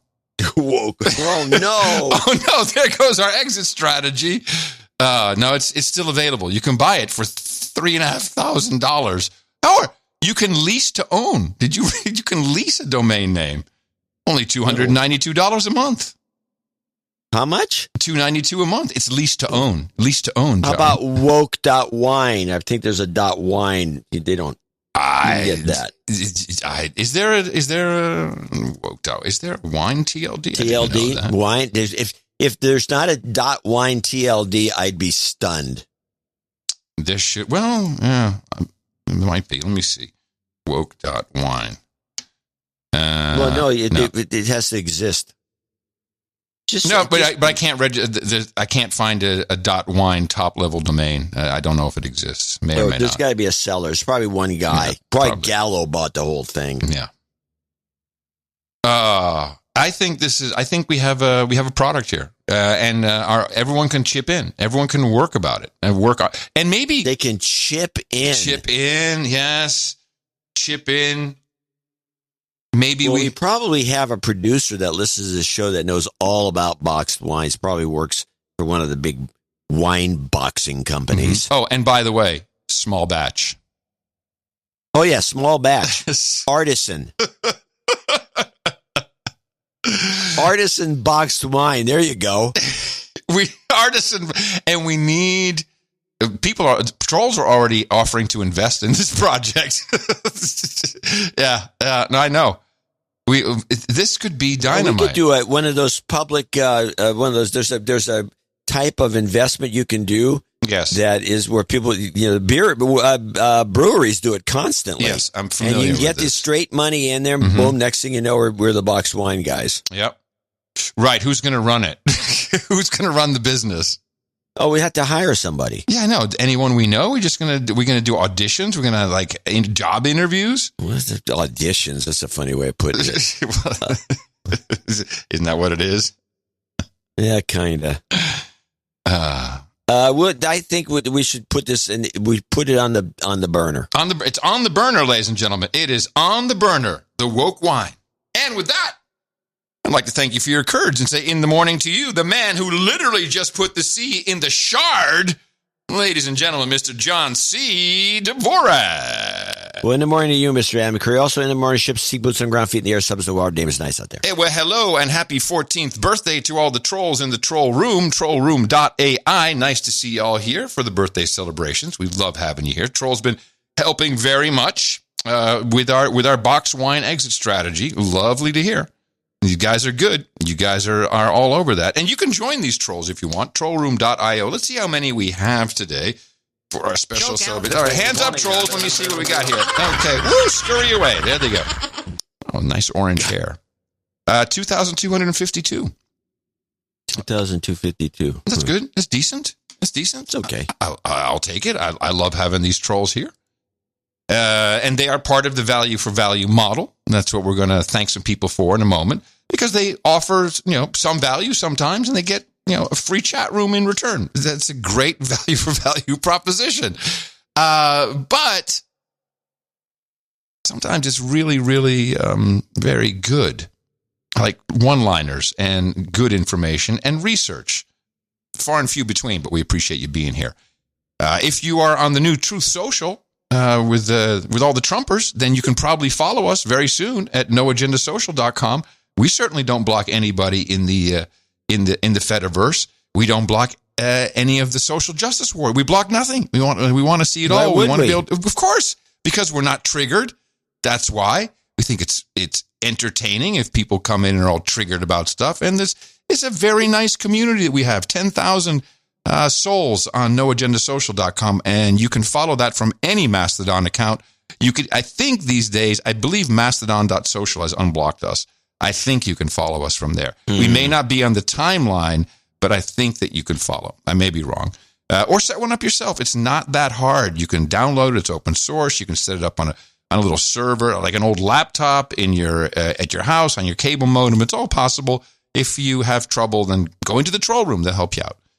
So you can follow Adam at noagendasocial.com, John C. Dvorak at noagendasocial.com, and hit us up. Follow us. Yeah, smash that like button. Smash it. The artist for episode 1392, which we titled Trans Noodle, which was a unanimous decision on the title, was brought to us by Capitalist Agenda. Dynamite piece. Anyone over a certain age certainly recognizes the Rock'em Sock'em Robots, which became the Jab'em Stab'em Robots. It's very good. Very well done. Very, very well done. Now, is this a pro artist, our Capitalist Agenda? Yeah, well, it sure looks like it to me. I mean, I don't know who he is, and he's never sent us his email or anything. He's got, he just doesn't say who he is, but I look at his art, and there's too many pieces in there that look very pro. I mean, way too many. He's the one who's done the Mondrian stuff earlier that you liked. Which he called Bauhaus, even though it was Mondrian. Yeah, he calls, well, he's done a lot of pieces for us, and he's got a nice style. Very nice. And creative. That's a lot of people like this. Yeah, it was a gorgeous piece. Now, we had a lot of other good pieces. Mm-hmm. And let's see what we had. This is all at noagendaartgenerator.com. If you want to follow along, you can bring up the page if you're listening live, or if you're on a Podcasting 2.0 app, you can see it switching before your very eyes. Newpodcastapps.com. Give it a shot. So what else did we like here?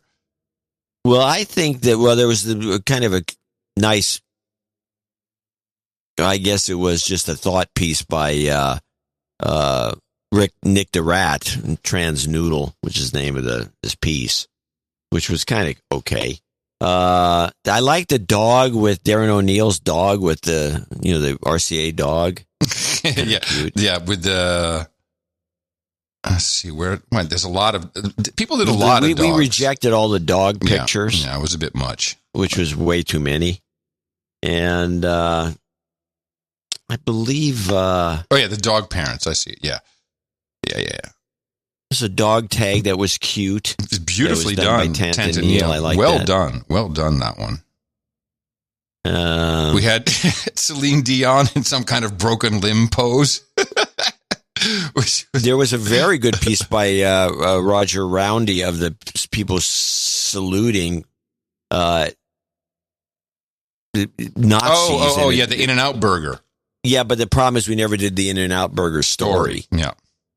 So he jumped. Well, he's learning. He's learning. This is a problem with the new artists. A lot of people, even the pros have done this. People that have done the show a lot, they jump to the conclusion that we're going to talk about something, create an art piece for it, and then we never talk about it. And that's usually because we've seen the art piece. It's an odd thing. It's not the reason. It's an odd thing that happens but to it's us. a funny thing to say. It's very odd. Yeah, we'll have Darren O'Neill is best known for doing that constantly. Yeah, we love him trying for to that. predict. He's always predicting what we're going to talk about and misses. He misses a lot, but we love him even more. Well, now, the one today that I'm going to tell you right away, we're not going to run a picture of the black cab square. No, of what's his name, the gunman. Alec Baldwin? No. Alec Baldwin. Disclaimer, that's not been proven in a court of law. But just alleged gunman, alleged murderer. Alleged manslaughter. Alleged manslaughterer. Mm-hmm. Alleged. Mm-hmm. Yeah, no, we're definitely not. I'm definitely not going to do that. But yeah, most people know that. I think today would be a good 14 day. We'll see. We'll see what people come up with. I like this. This is there's a real funny piece on here today. This is the beauty of what we've all created here together, this value for value. You heard earlier about its inception, and it really went far. I mean, to be quite fair, it started on a technical level. Void Zero, of course, had the troll room. The troll room is almost as old as the show. He set up infrastructure for us. Then we got search engines, and we got all kinds of websites, the book club, Gitmo Nation Life. There's a million. The art generator. The art generator. There's so many things that are completely, entirely autonomously run by the producers. We have no access. The art generator, if it doesn't work, we got to email Paul too. Yeah, we're screwed. Every once in a while it craps out. But the beauty of it is here we are. It's still functioning. It's still working. Hey, spit and a prayer. This system of ours is glued together with masking tape. But it holds up. I prefer gaffer, but yeah, masking is what it is. Gaffer's tape is better than masking tape. It'll hold up a long time, or duct tape.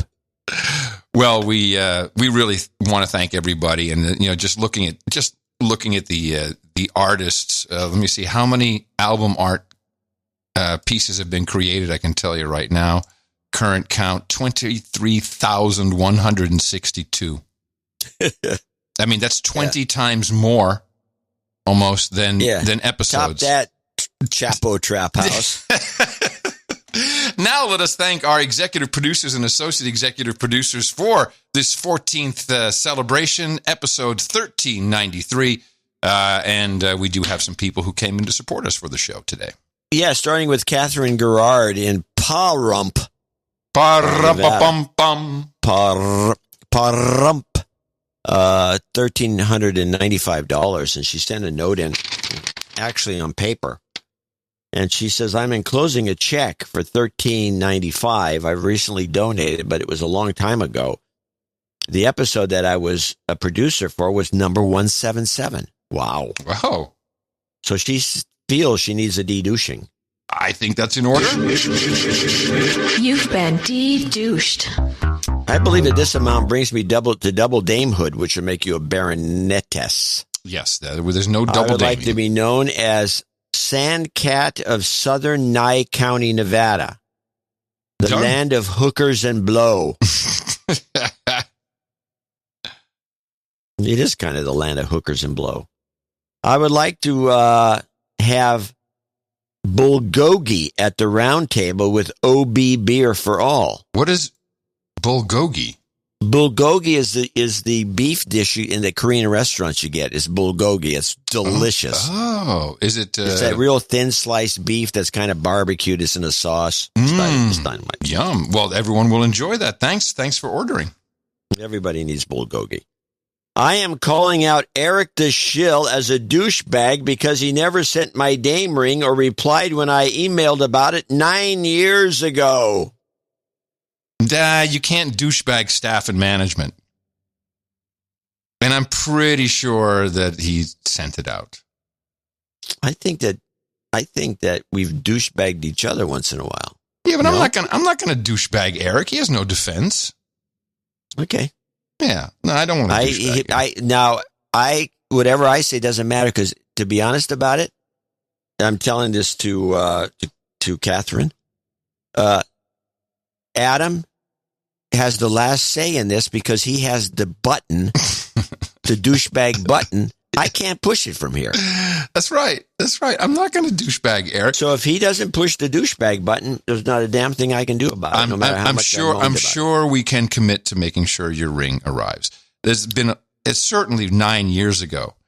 She'd like you. And by the way, let's make the douchebag call-outs a little more timely. Yeah, thank you. There's your rule right there. You can't wait 9 years. That's not okay. Eric the Shill has had 2 sex changes since then. I'd like R2-D2 karma, long-legged Mac Daddy, 2 to the head, and shut up slave. Keep up the good work to the best podcast in the universe, ITM. As a side note, I have it from the Chief of Staff of the Virginia Southern Nevada Healthcare System that veterans will not be turned away from receiving treatments if they refuse the COVID-19 vaccination or refusing a flu shot. Boom. And by the way, that's the Catherine not the Virginia Sergeant, not the Virginia Southern Nevada, but the VA. The VA. Oh, did I say Virginia? You did. Yeah. I meant VA. She is a Master Sergeant in the U.S. Air Force retired. Wow. Yeah. What does a Master Sergeant do? How is that? Is that above? Well, obviously above a sergeant. Master Sergeant is one of the men says, hey, go fix that jet engine. Get to work. Okay. That's their job. I love it. Sounds like a gig. The long leg Mac Daddy. Slave. You've got karma. You want to grab this one? I'll do the next one. Sure. Jim Schneeberger, a.k.a. Sir Zimbabwe. And he's in Cary, North Carolina. He gave $1,000. Oh, thank you. And he says, great show and congratulations on the landmark episode of 14th anniversary. Please accept a small donation from Jim Schneeberger, a.k.a. Sir Zimbabwe, and my gorgeous wife, Marianne Schneeberger, a.k.a. Marianne, Dame of Disaster. Luta continua and God bless. Hey, if this is a small donation, I'm curious to see what your big one will be, Jim. Thank you very much. No jingles, no karma? No. Here we have Sir Dave Fugazotto. We know him as the Duke of America's Heartland and the Arabian Peninsula. The Fugazottos, with 34747, this must have a meaning, send their heartfelt congratulations on the occasion of 14 years of amygdala shrinkage. Now, more than ever, we need a 15th year as our world seems beset with a case of the crazies. We had lunch with my cousin a few weeks ago and her husband, who runs the Total Soccer Show podcast, which we all know he says John secretly tunes into, was intrigued by the value for value concept and organic NA meetups. His jaw just about dropped when I told him that people all over the world regularly meet up to hang out with nothing but the No Agenda Show as the common denominator. It speaks to the genuine community that the two of you have spawned during the past 14 years. I request Jobs Karma, please. The previous one worked well, as I shall be coming out of retirement to once again join the ranks of the working stiffs. Give me the big one, since I'll apparently be working with applications of AI and machine learning for the Army. What do I know about AI and ML, you ask? Not a damn thing. Insala! A good dose of karma will get me started off right. Thank you for your continued service to maintenance of our collective sanity and here's to the future. Love you, mean it. Familia Fugazotto, and we certainly appreciate that. Non-stop support from the family. Thank you so much. Jobs. You've got karma. All right, man, you got the Jobs. Once the Jobs is out, Medic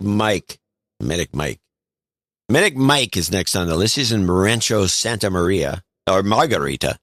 Yeah, 333.33, California. Please redact my last name. Just Medic Mike from San. Okay, we did that. The NA show has kept me sane for the 15 months I've been away from home doing COVID work. Oh.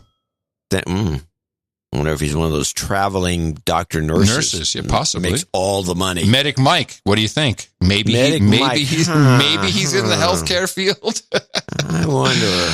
Hey, man. Thank you for your courage, he says, and karma, please. Medic Mike, man, thank you. Thank you for what you've done. And we're glad we could play a small role. You've got karma. Let's see, Gregory Pierce from Cockeysville, Maryland, 333.33. It's the Magic Executive Producer donation. Everyone should be one at least once in their life. Nothing wrong with doing it on the 14th anniversary show. Hello, Adam and JCD. With this donation, I have reached the level of knighthood, see attached accounting.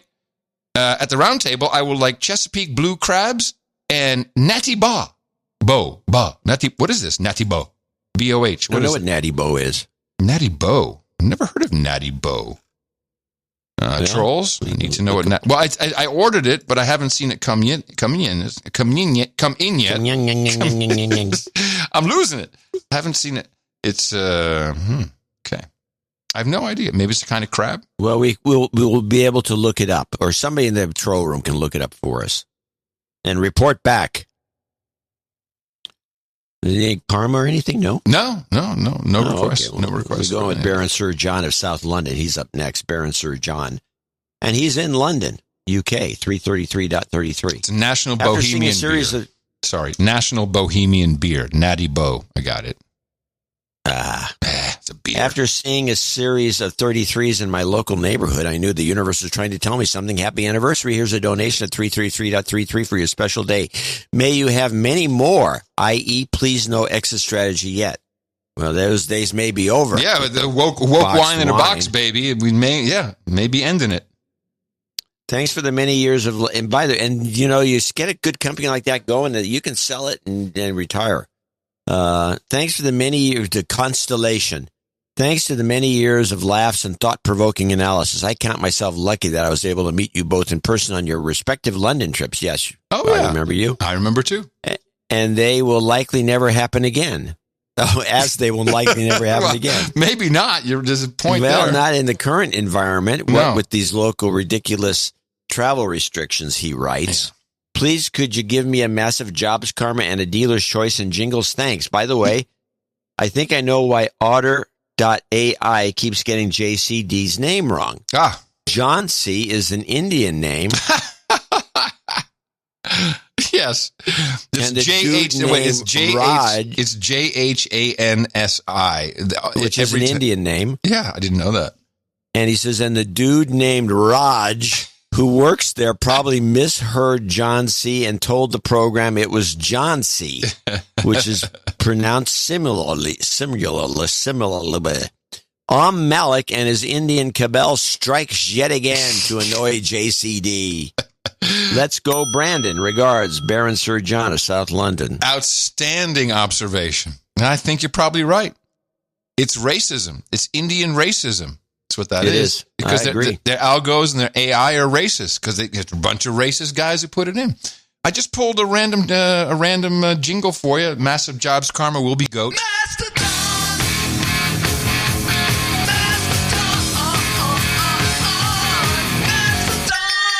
How about that, huh? You've got karma. That's a couple years old. Yeah, I'd say. Next up, I'll do the next two, actually. We have Ario Vape from Maple Valley, Washington, 333.33. Please credit Ario Vape. It's a cannabis vape. Pronounced Ario. Thank you so much. From the best weed vapes in the universe. Use ITM at checkout for 33% off at rvorape.com. I mean, nice. I said RVO Rape. It's Ario Vape. Vape, not rape. Get a free rape at Ario Vape. ArioVape.com. All right. Good. By the way, check it I out. should mention that these 333.33s are all special executive producers for the No Agenda 14th anniversary show special. Yes. It's and do they get a special heading? Yeah. Okay. Yeah, it's a special. It's special. Beautiful. It's special. Then we've got Sir James Fukumoto, Black Knight, 333.33. So one of those special executive producers, Salem, Virginia. Please find attached a religious exemption karma jingle shot that Sir Man on the Mount made to give karma for those that are seeking a religious exemption from accepting the jab into their life. Did you see this? I don't think I saw this. I didn't see it. It says a religious exemption karma jingle. Can you just... Oh, geez. We're going to have to dig it up. Well, can you just finish reading this for a second? I'll check and see if I missed it somehow, because I can't check pretty quick. Oh, okay. Well, just finish his hoo-ha. ITM Jen says, or my two human resources refer to you as the boys when they hear the show on. We're the boys. The boys. Thank you for your courage, and thanks for the excellent shows on the first and second Sunday or Thursday every week. Cheers. James Fukumoto. Yeah, I don't think... Oh, wait, what is this? 18th of October.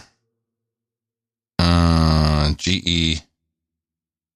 I have a note from him, but I don't see any jingle. So maybe I'm misunderstanding what he's saying. But we can give you a big ass... We'll give him a big ass karma anyway. That's the religious exemption karma for whoever seeks it. Here it is. You've got karma.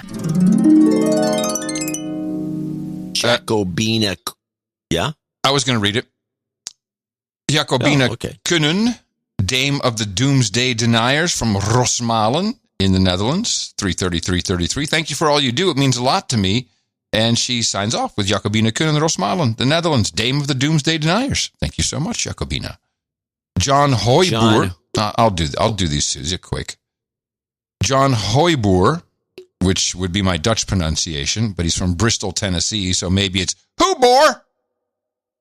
333.33. Thanks for all the shows and free format flow.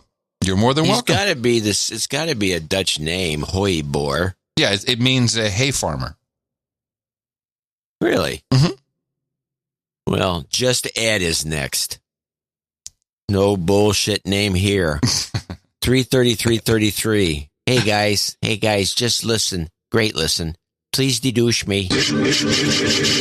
You've been de-douched.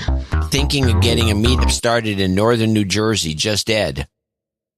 Okay. All right. Get it going.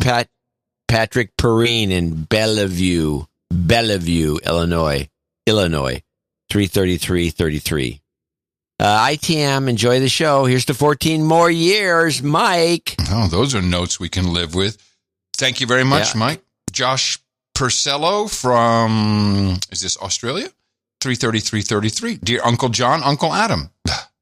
Sending over another 33.33 for the special 14th year anniversary executive producer donation for the best podcast in the universe. I'm now 2/3 of the way of my way towards my knighthood and aim to complete it before year's end. We'll be here, ready for you. For jingles, protect their freedoms.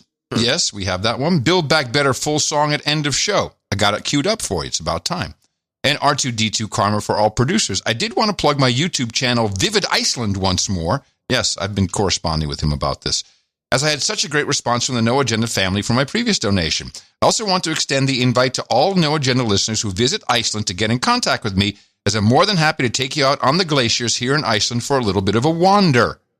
Best place to contact me is via Instagram at vivid.iceland. Iceland is slowly but surely dropping all their domestic Rona restrictions, and I'm just hoping they drop the border restrictions sooner rather than later. I'll keep the NA family updated with the latest Rona news from this little volcanic rock. Before signing off, I want to mention that during my work as a glacier guide here in Iceland, I've seen firsthand the effects of climate change on the glaciers, and believe me, it's nowhere near as catastrophic as the M5M and Greta want us to believe. Yes, the glaciers are retreating here, but it's well within the natural cycle/fluctuations one would expect, and I estimate that within the next 5 years we will be seeing the glaciers here in Iceland begin their advancement once more.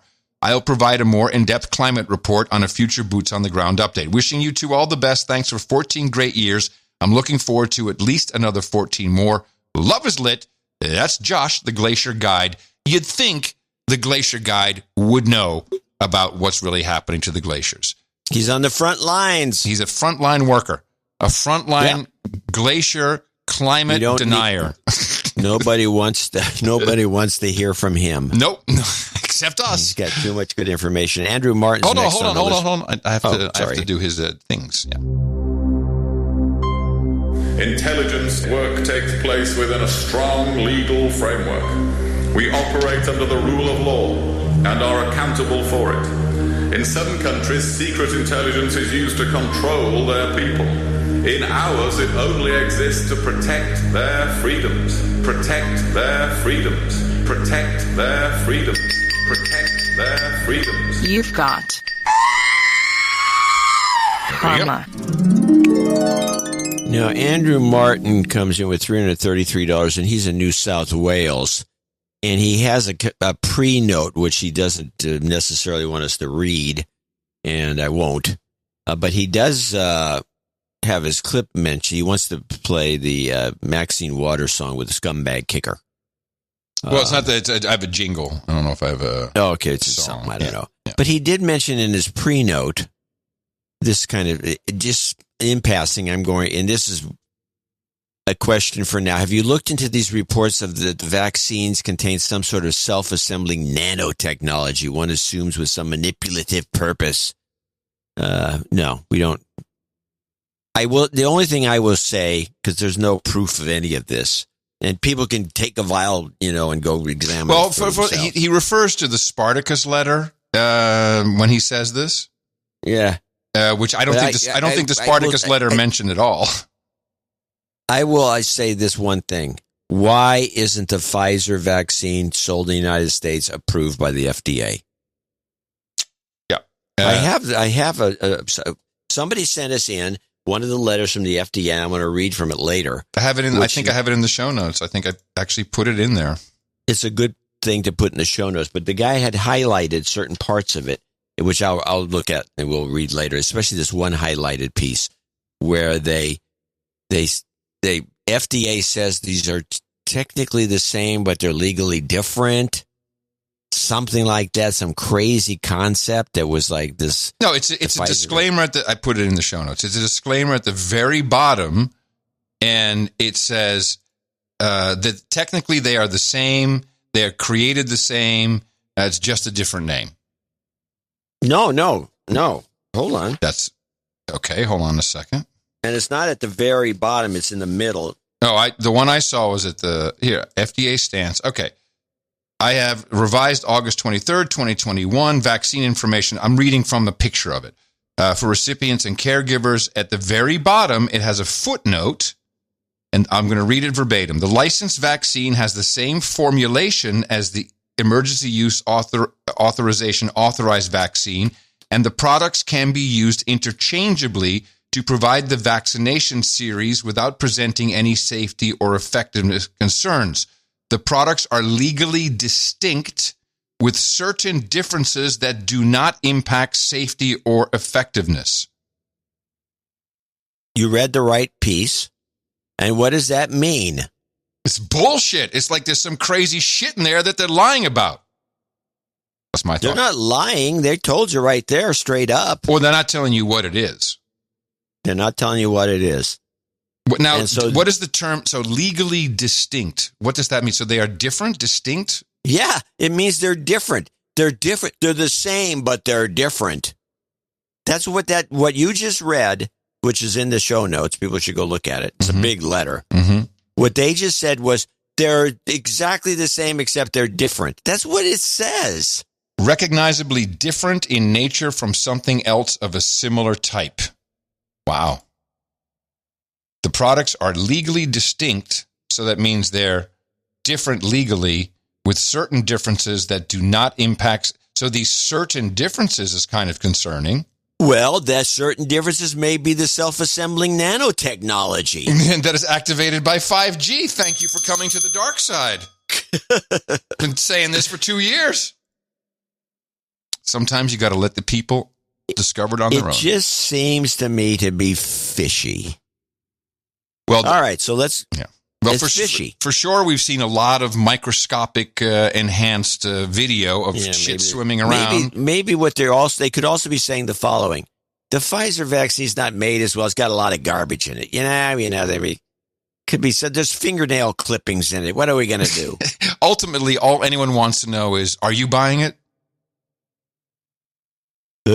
I'm not. So in the morning, guys, let me finish the note. Please accept this as an opening salvo in a war against my own douchebaggery for not having donated for a long time. So please hold the de-douching for now. Okay. I've been listening since about the 400s. It was actually Webster Tarpley who hit me in the mouth. Webster Tarpley hit someone in the mouth? Webster Tarpley's never mentioned that. That's very hard to believe. He has a blog spot.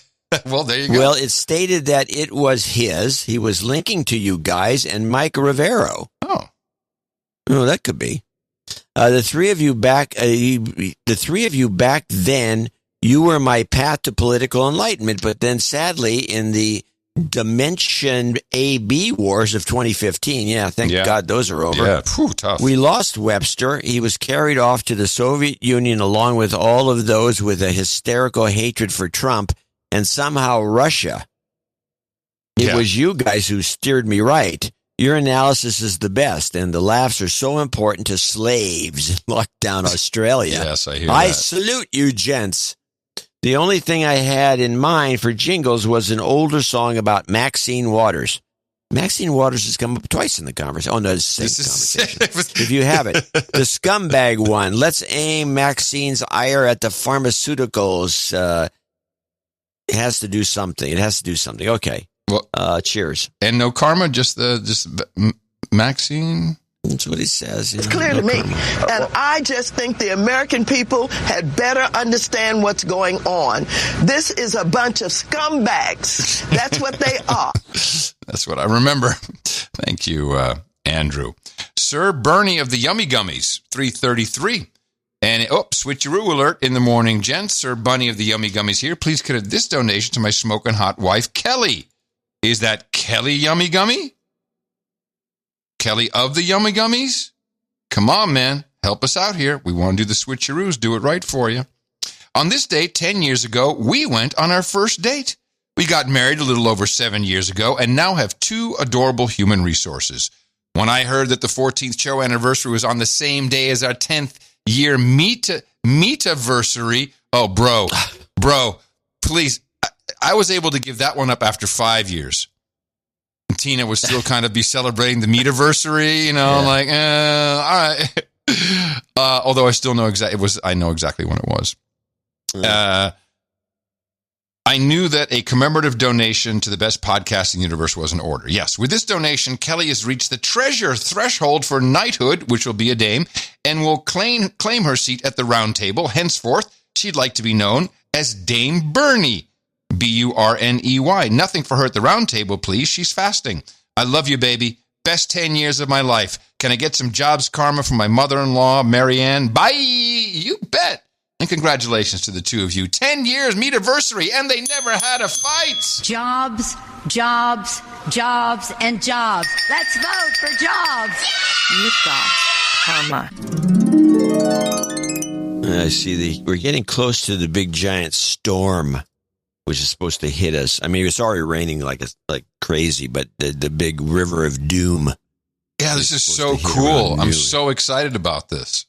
Yeah, and it's also blowing everything. It's like I got a big oak tree next to the house here and it's banging into the side of the house. Now, could your house slide down that hill that you're on? No, it's a rock. Ah, shit. No sliding. No sliding here. No sliding allowed. Nairobi Dino from Scotland writes in March with $333 donation, and he has a long note about AstraZeneca. And then he has, all he really has is, it says we can't have his modern note, but he does have these requests, which I'm going to add to. You have to do it. Yeah. This is, don't raff. Why are you raffing? And this is a scam. And then the one which we've banned from the show, which is we told you so on No Agenda. We don't use that. We don't brag about the fact that we're right all the time anymore. So he's anyway. He was got the AstraZeneca vaccine, and he became ill 3 hours after the injection with a severe headache. Oh no! Yeah. All right. So if you can find those, and then give him a karma if you can. Yeah, I'm just trying to. I'm trying to figure out scam clip. Do we have this as a scam? I don't think we have this as. Yeah, it's something I said. It's a JCD scam, maybe. Oh, okay. Yeah, I guess we do have that. Okay, don't laugh. Don't laugh. Why you are laughing? Shut up. Shut up. Life is a scam. That's what we have. There we go. That's not it. You've got. That's not it. That's all I got. Wait, do I have? That's all I have. I don't have any. You don't have We Told You So anymore? It's a scam. That's the one he wanted. There I am. We're gonna play Told You So. I thought that was. Oh, it is banned. It is banned. Well, so not too late. You already made me look for it. We told you so on no agenda. Gosh, it's been a long time. Thank you to. Yes. Yeah. Whatever his name is. Tommy and Sarah G. From Wilmington, North Carolina, $260. These are our first associate executive producers for episode 1393. This donation is a celebration of our 12th anniversary on October 24th and the No Agenda Show's 14th. Love and Lit, thanks for the sanity. 12 years and they never had a fight. Congratulations. And I'll take Bjorn de la Cour, or Cour, from Los Angeles, California, 22483. Interesting. Let's see why this number. Hey, Adam. Hello, Mr. Dvorak. Happy 14th. It's an honor to share my 38th birthday with the best podcast in the universe. D-douche, please. You've been de-douched. I'd also like a birthday biscuit and a jobs karma for everyone, for me and everyone else who's ducked out of being quaccinated. They always give me a biscuit on my birthday. Jobs, jobs, jobs, and jobs. Let's vote for jobs. You've got karma. Karen Smith writes in from Invermere, BC, with $222.22, and she says, "You guys crack me up. Thank you." Karen with an I. Karin. With all her ducks in a row. 222. Is it ducks? Ducks. Sir Matt McVader, Knight of Edgewater, 20133. And he writes, and he's got a birthday. Greetings, John and Adam. Per Adam's request from Thursday's show, I wanted to provide you with a quick meetup report from our See You Next Tuesday weekly meetups in Chicago. Oh. They have weekly meetups. Yes, they do. Bottom line, it's been like a party every week. Great people of all walks of life and great conversations. Special shout out to John, Jon.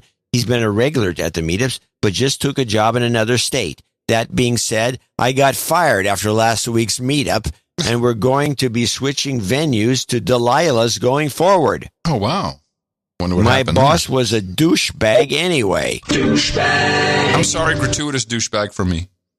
The good news is I'll be able to mingle from the other side of the bar now. Please add my grandma, Gertrude Jositis, to the birthday list. She's on the list. She turns 105 on Monday the 25th. We call her the Energizer Bunny. Dude, wow. 105. Send pictures. If I could also get some jobs, Karen, be much appreciated. Happy anniversary and stay safe. That is, Sir Matt. I think that's one of the oldest birthday wishes we've ever received, I think. It is. It is, yes. I'd love to know what she eats. Please give us some more deets. We're loving this. Thank you very much. Yes, we need more deets. We need deets on this. Jobs, which is also a mosquito spray. And jobs. Let's vote for jobs. You've got karma. Yikes. And then our final, I think, here. Yes, our final associate executive producer, Dave Schwanenbeck, $200. I've got information, man. New shit has come to light. Man. New shit has come to light. And that's all he says. And we understand it. He must have information. Message received. We look forward to the information. And that wraps up What, did I forget one? Is that all? We got everything? No, I said man because you said new information. I said man.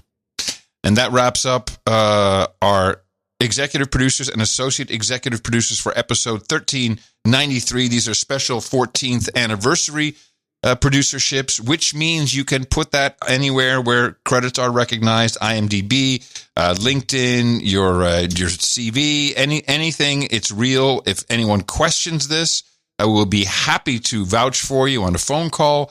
Certainly, if you're looking for work, we will set them straight. And thank you again for those of you who are new, but also who've been around for a long time for supporting the show. 14 years, bringing your time, talent, and your treasure. And we'll be thanking the rest of our producers in the second segment. Again, thank you so much. If you'd like to participate for the first show in our official 15th year, go to Dvorak.org/NA. Thanks again for bringing it for the best podcast in the universe. Our formula is this. We go out, we hit people in the mouth.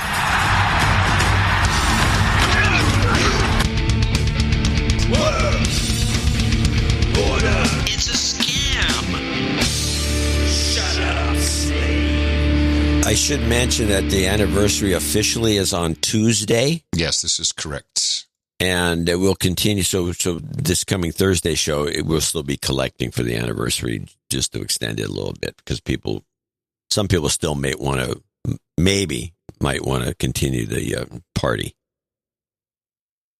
Okay. Continue the party? Continue the party. I've not been invited to any party.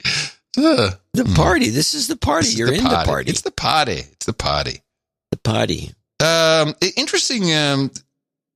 Wait, I'll skip that. How about, this is what I want to do. I need to go to climate change because we haven't done enough climate change recently. Because I have a climate change clip too. Yes. Well, I'll kick it off. It's a short one. Tonight, tens of millions of people living in Northern California and the Pacific Northwest are bracing for a blast of what's called a bomb cyclone. Woohoo! It's a supercharged storm powering up in the Pacific and closing in on the coast. It's expected to deliver a river of rain to the region, causing flash flooding, mudslides, and even evacuations. So, wait, stop. It's going to deliver evacuations? How does that work? And let's hear that end again. Causing flash flooding, mudslides, to deliver a river. It's expected to deliver a river of rain to the region, causing flash flooding, mudslides, and even evacuations. No, it's not delivering. Okay. It's not delivering. Right. It was okay. But you've lived through one of these bomb, what's it called again? Bomb cyclone. Bomb cyclone. You've lived through one of these a couple of years back. We'd never heard of it before then, but here we are back with the bomb cyclone. What's the status on the ground? Well, they call it. This is actually, if you look at the satellite imagery, it looks like a giant hurricane that's half the size of the Pacific Ocean because it's in a circular shape. It's spinning like a giant hurricane, even though there's no eye. But it's just the way that it looks. And it's hit, and it ends up bringing a lot of moisture in from all over the place, and it drops it on the West Coast. And it's going to drop it mostly here. It starts probably around the mid-California, and all the way up to Washington, all the way up to where Mimi is, and a little bit into Canada. And so the Oregon always gets the worst of it. And it's just going to rain for a few days. So it's a big deal because it rains it all around here. So it'll fill up, put a bunch of water into reservoirs, and probably cause some minor street flooding here and there. A couple underpasses will be up in water. Now, is this being billed as a climate change event? Or is anyone talking about just saying? Not yet. They're just saying bomb cyclone a lot? Because typically they will say river of rain. I call it river of doom, but it's river of rain. River of rain. River of rain, a big river.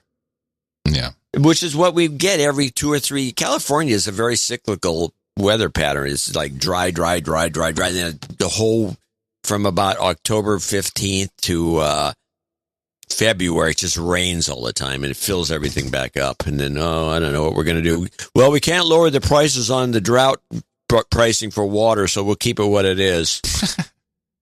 There's a new report out. I'm sorry, I should call it an assessment.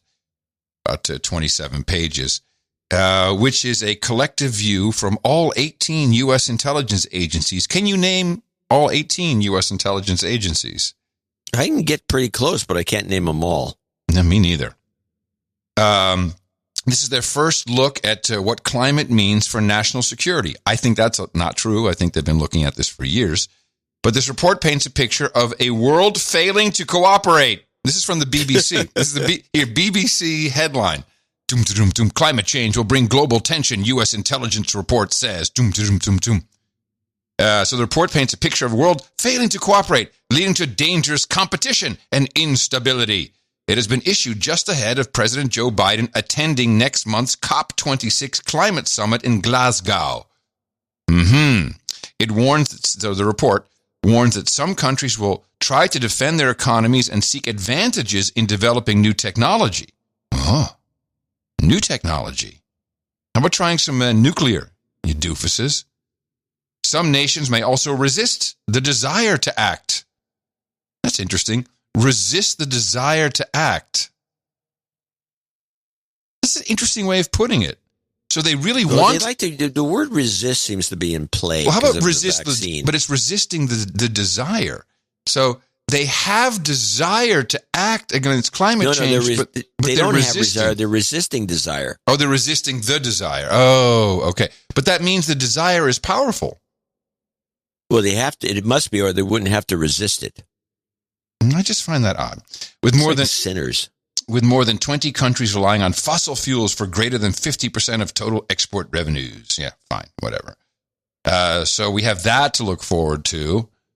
I think there's a cool new job that we should have in the United States, Sierra Leone. As temperatures around the world continue to rise, the risks related to heat waves are also increasing. Yesterday, the mayor of Freetown in Sierra Leone appointed Africa's first chief heat officer. She's tasked with raising awareness about heat waves and implementing cooling solutions. I love chief heat officer. This is a great position. She brings the heat. She brings the... I love... This is cool. I like it. But this is the one that has everybody really worried, and this comes from The Guardian, just as reliable as the Daily Mail. Fox News, check it out, is about to launch a 24-hour weather channel.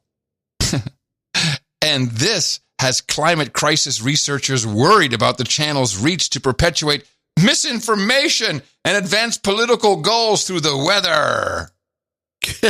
This is so obvious. I'm pissed at us. I'm pissed at ourselves for not seeing this obvious exit strategy.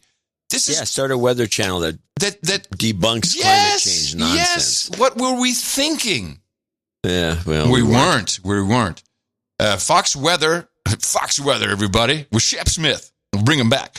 A 24-hour channel devoted to all things meteorological. Promises cutting-edge display technology. Forecasting experts surrounding every major weather event. And I bet there'll be panel discussions. Boots on the ground. Our panel. I want to work for this outfit. That looks like fun. Let's bring in our panel. We'll talk about we'll talk about the weather. I had this one for Thursday's show. Didn't get to it. Greta Thunberg is back on the scene because, of course, she's it's ramping up. It's time for COP26. So, and now is she still sailing around the world, or is she in Sweden? She's just leaving that for what it is. She got back a long time ago. Yeah, but has she been to the United States? I mean, she went to the United Nations. Did she take the boat again, or did she fly this time? No one asked the question. Oh, I don't know. I don't think she took the boat. No, of course not. No one in their right mind is going to take the boat again. So there was a climate concert, and which was just the audience. So it's a stage, it's the lighting, it's I don't know if it was. I don't know which high concert. Carbon footprint, don't you think? Well, of course. And it was like a Taylor Swift audience, just teenage girls mainly, just screaming and flipping out. They love the Greta. They cannot get enough of Greta, and she was a little uncomfortable, I could tell. But she's... Was she singing? Oh, yes. And I have a recording which we need to listen to. We are no strangers to love. Out comes another dude. You know the rules, and so do I. some dude comes on stage to do this duet with her. It's not Rick Astley who's singing, by the way. So she's dancing. She's dancing in exact opposite rhythm.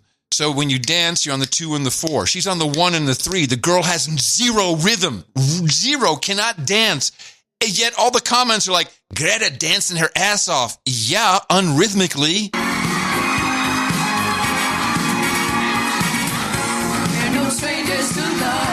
Oh, yeah, baby. Sounding good.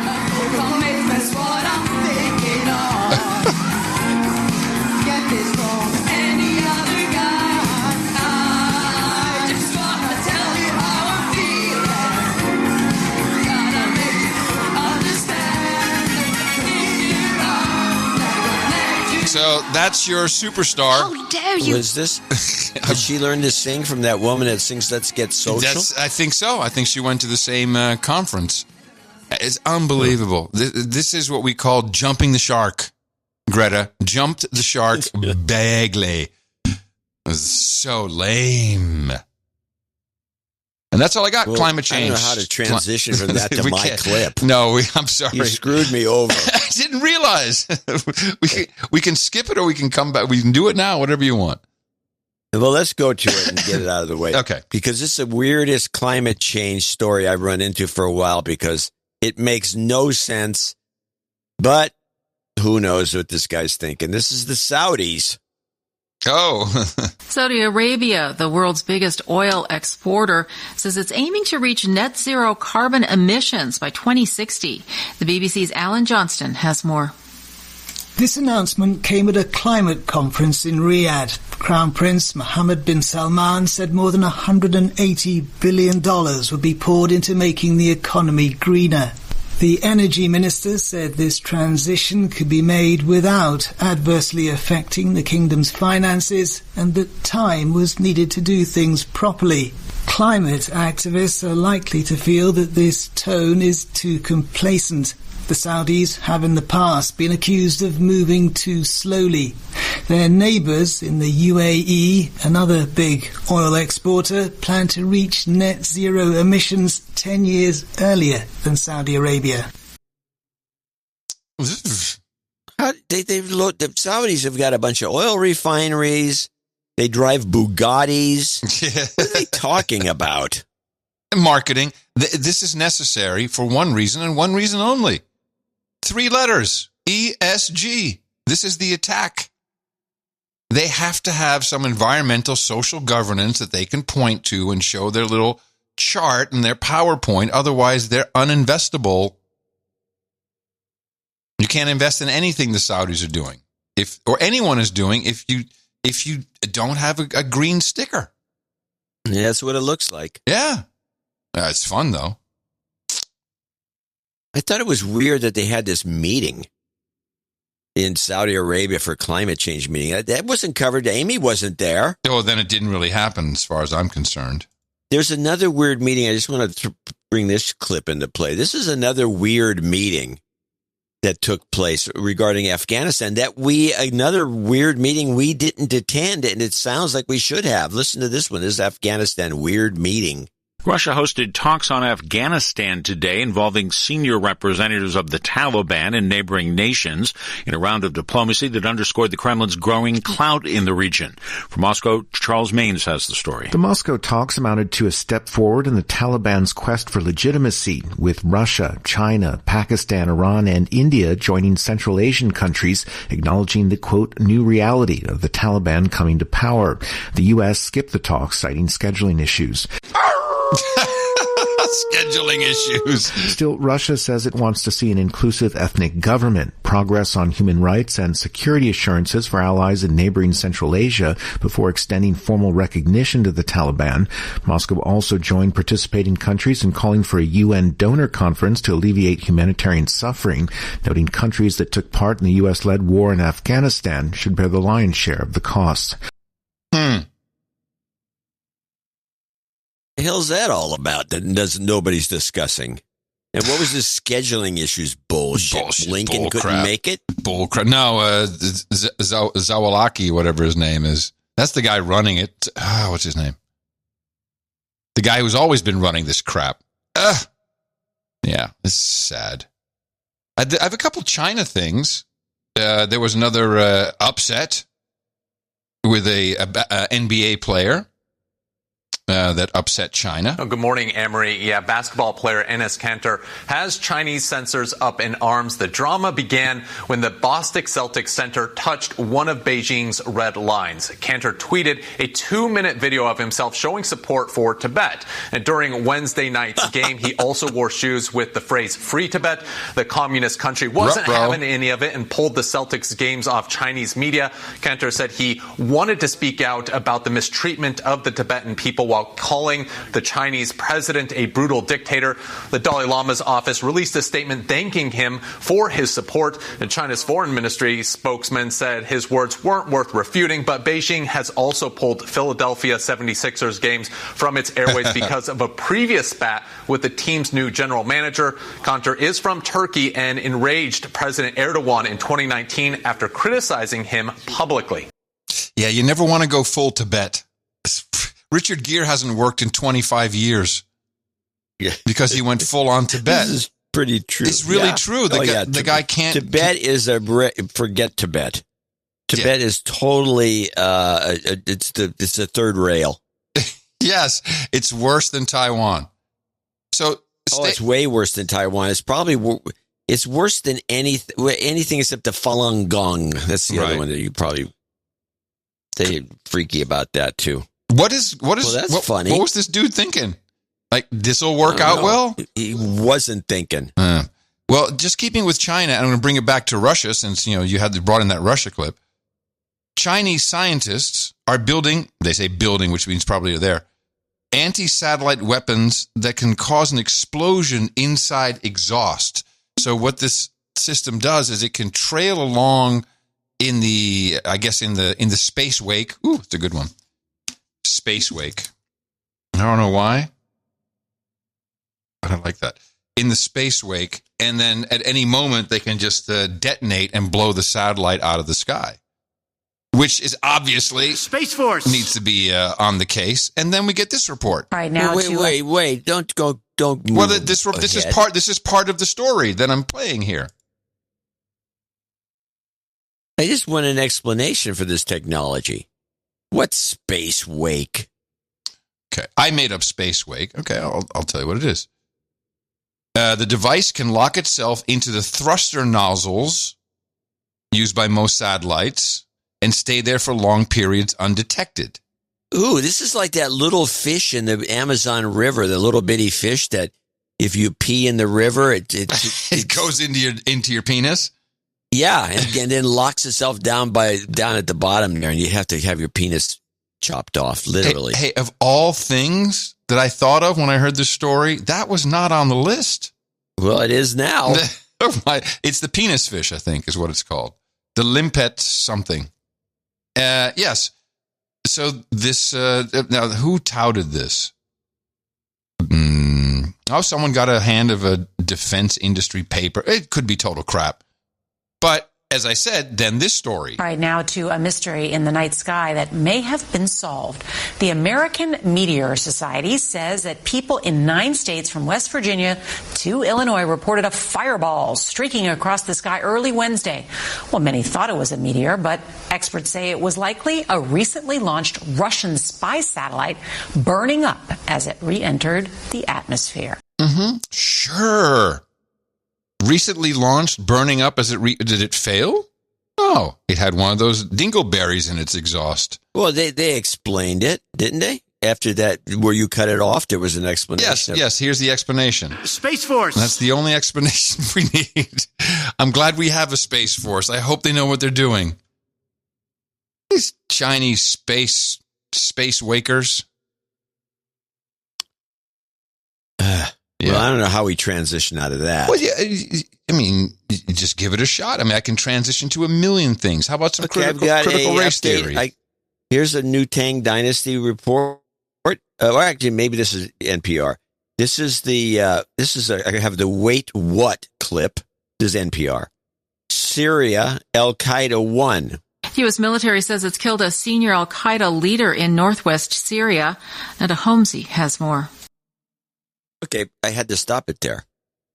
When did Al-Qaeda? I thought wasn't it ISIS? Anything but Al-Qaeda in Syria? Wasn't it these other guys?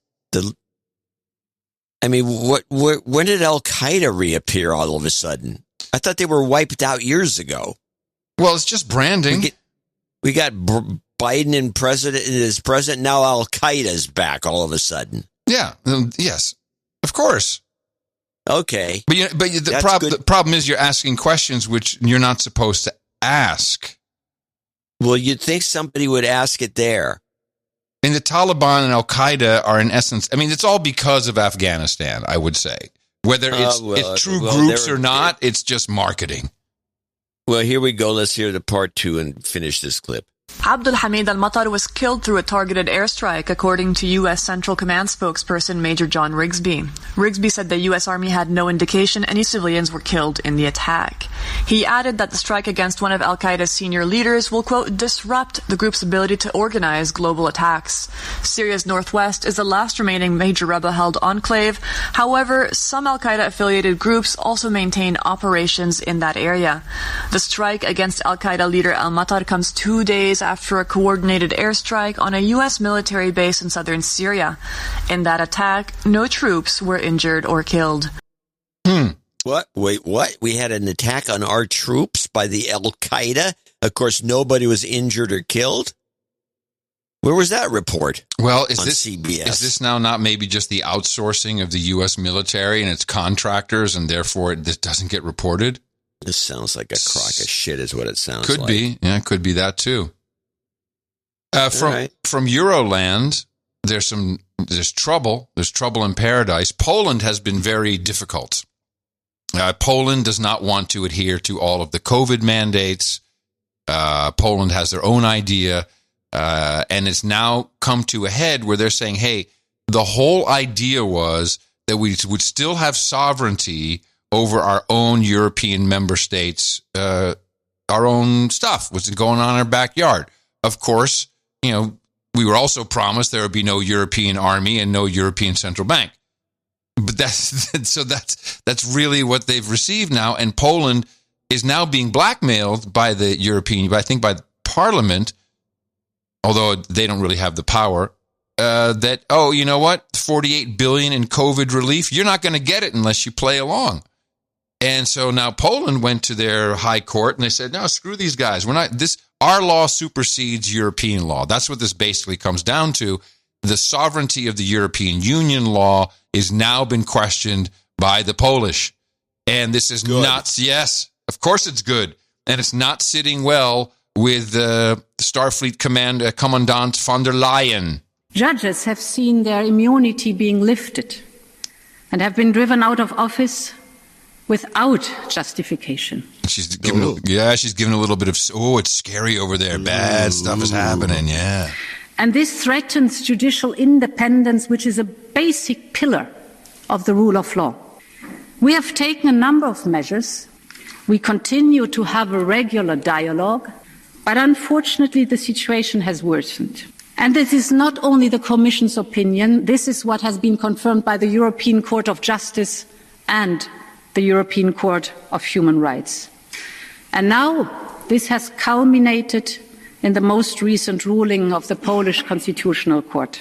Honourable members, the European Commission is, at the moment, carefully assessing this judgment. But I can already tell you today, I am deeply concerned. This ruling calls into question the foundations of the European Union. It is a direct challenge to the unity of the European legal order. Only a common legal order provides equal rights, legal certainty, mutual trust between member states, and therefore common policies. Not going to happen. The polls are done. And now they're talking Polexit. Polexit. Yeah, yes, that's what it's called. Polexit. Well, they should leave with the Hungarians so they can form at least the united front. Did Poland keep their zloty? Yeah, I think they did. Don't know. I think they did. They may have. I don't know. I think, and by the way, comic strip blogger would know. Yeah, Poland does not. Poland does not use the euro as its currency. However, that was wise. You can't get out of there if you're stuck on the euro. They'll screw you. Mm-hmm. However, under the terms of their treaty of accession with the European Union, all new member states shall participate in, of course, they're a member of the Economic Monetary Union, which means Poland is obliged to eventually replace its currency, the zloty, with the euro. Oh, maybe it's coming down to that. Maybe it's like, we kind of like our shit coin, the zloty, that could be. compared to your euro, and stuff's coming on the pike, and there's going to be maybe a great currency reset. Yes, they saw what happened with Greece. Greece was doing just fine with their own currency, and then they switched over, and they got Italy to a lesser extent. And I don't think they've ever recovered. Greece is still not recovered from any of that. No, because they have no control over their own currency. They can't play around, the way we do. So maybe there's a little bit more behind this, that there's definitely fear. There's fear of, and Poland's big. It would be a big loss for the EU. How many people in Poland? Like 100 million people in Poland or something. Yeah, and they do all the hard work. They do all the work. And they do all the work. They do all the work. Exactly. So I was... Go ahead. Yeah. Well, before we go to the thing, I was looking for old clips to celebrate our 14th anniversary. It's just a few classics.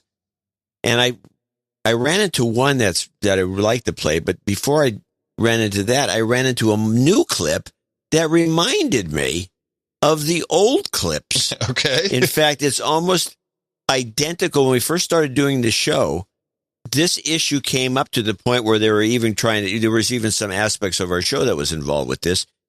Tell me this doesn't remind you of something from 2008, 2009. This is the rehash. This is a news story, just came out, rehash of the Border Police Militia.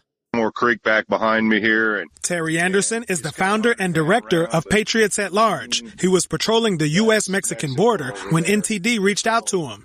He pulled over to talk to us somewhere between Valverde County and Kinney County, Texas. He said the border towns are disenfranchised. They are left in a position where they have to defend themselves against a surge of migrants who cut through their properties and communities. The thing that I've noticed is that, and the people that we have talked to, they said that they're scared. They say that the people that they talk to in their communities are scared. They don't go out. The streets are kind of quiet. Well, they're really quiet.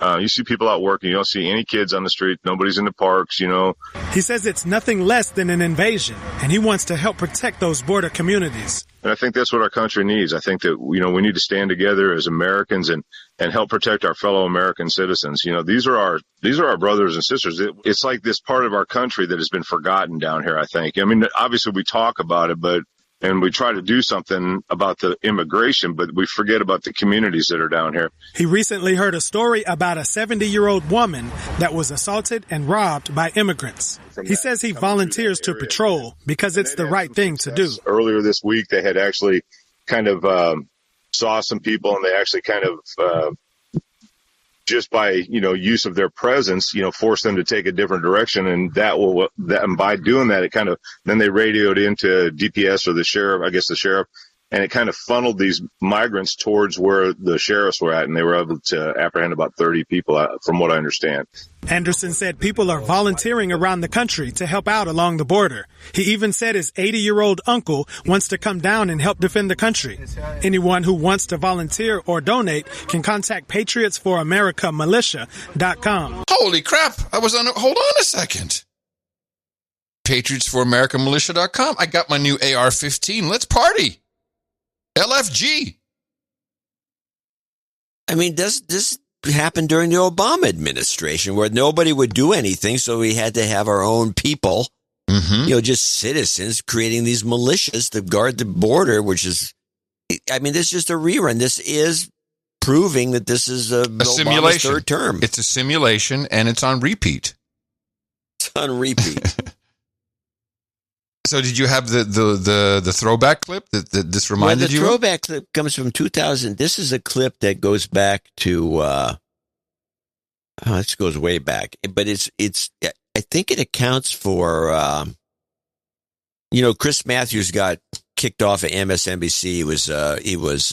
What do you call it when the misogynist? No, he was. Yeah, but this called Me Too. He was a Me Too. He was Me Too. He got Me Too'd out. He got Me Too'd out. Is he on? Isn't he on RT now? Clip. Is he on RT? No, he's not on anything. He's retired. But I have this clip from a decade ago where he's talking to Mike Morrell, who's still, I think, with the agency. Yeah.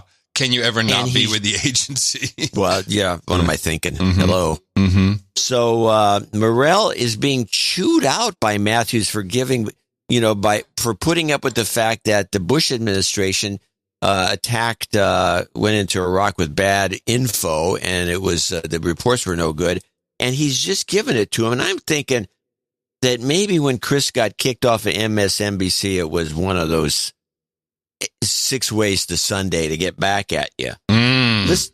Listen to this clip and listen to the way he treats Mike Morrell.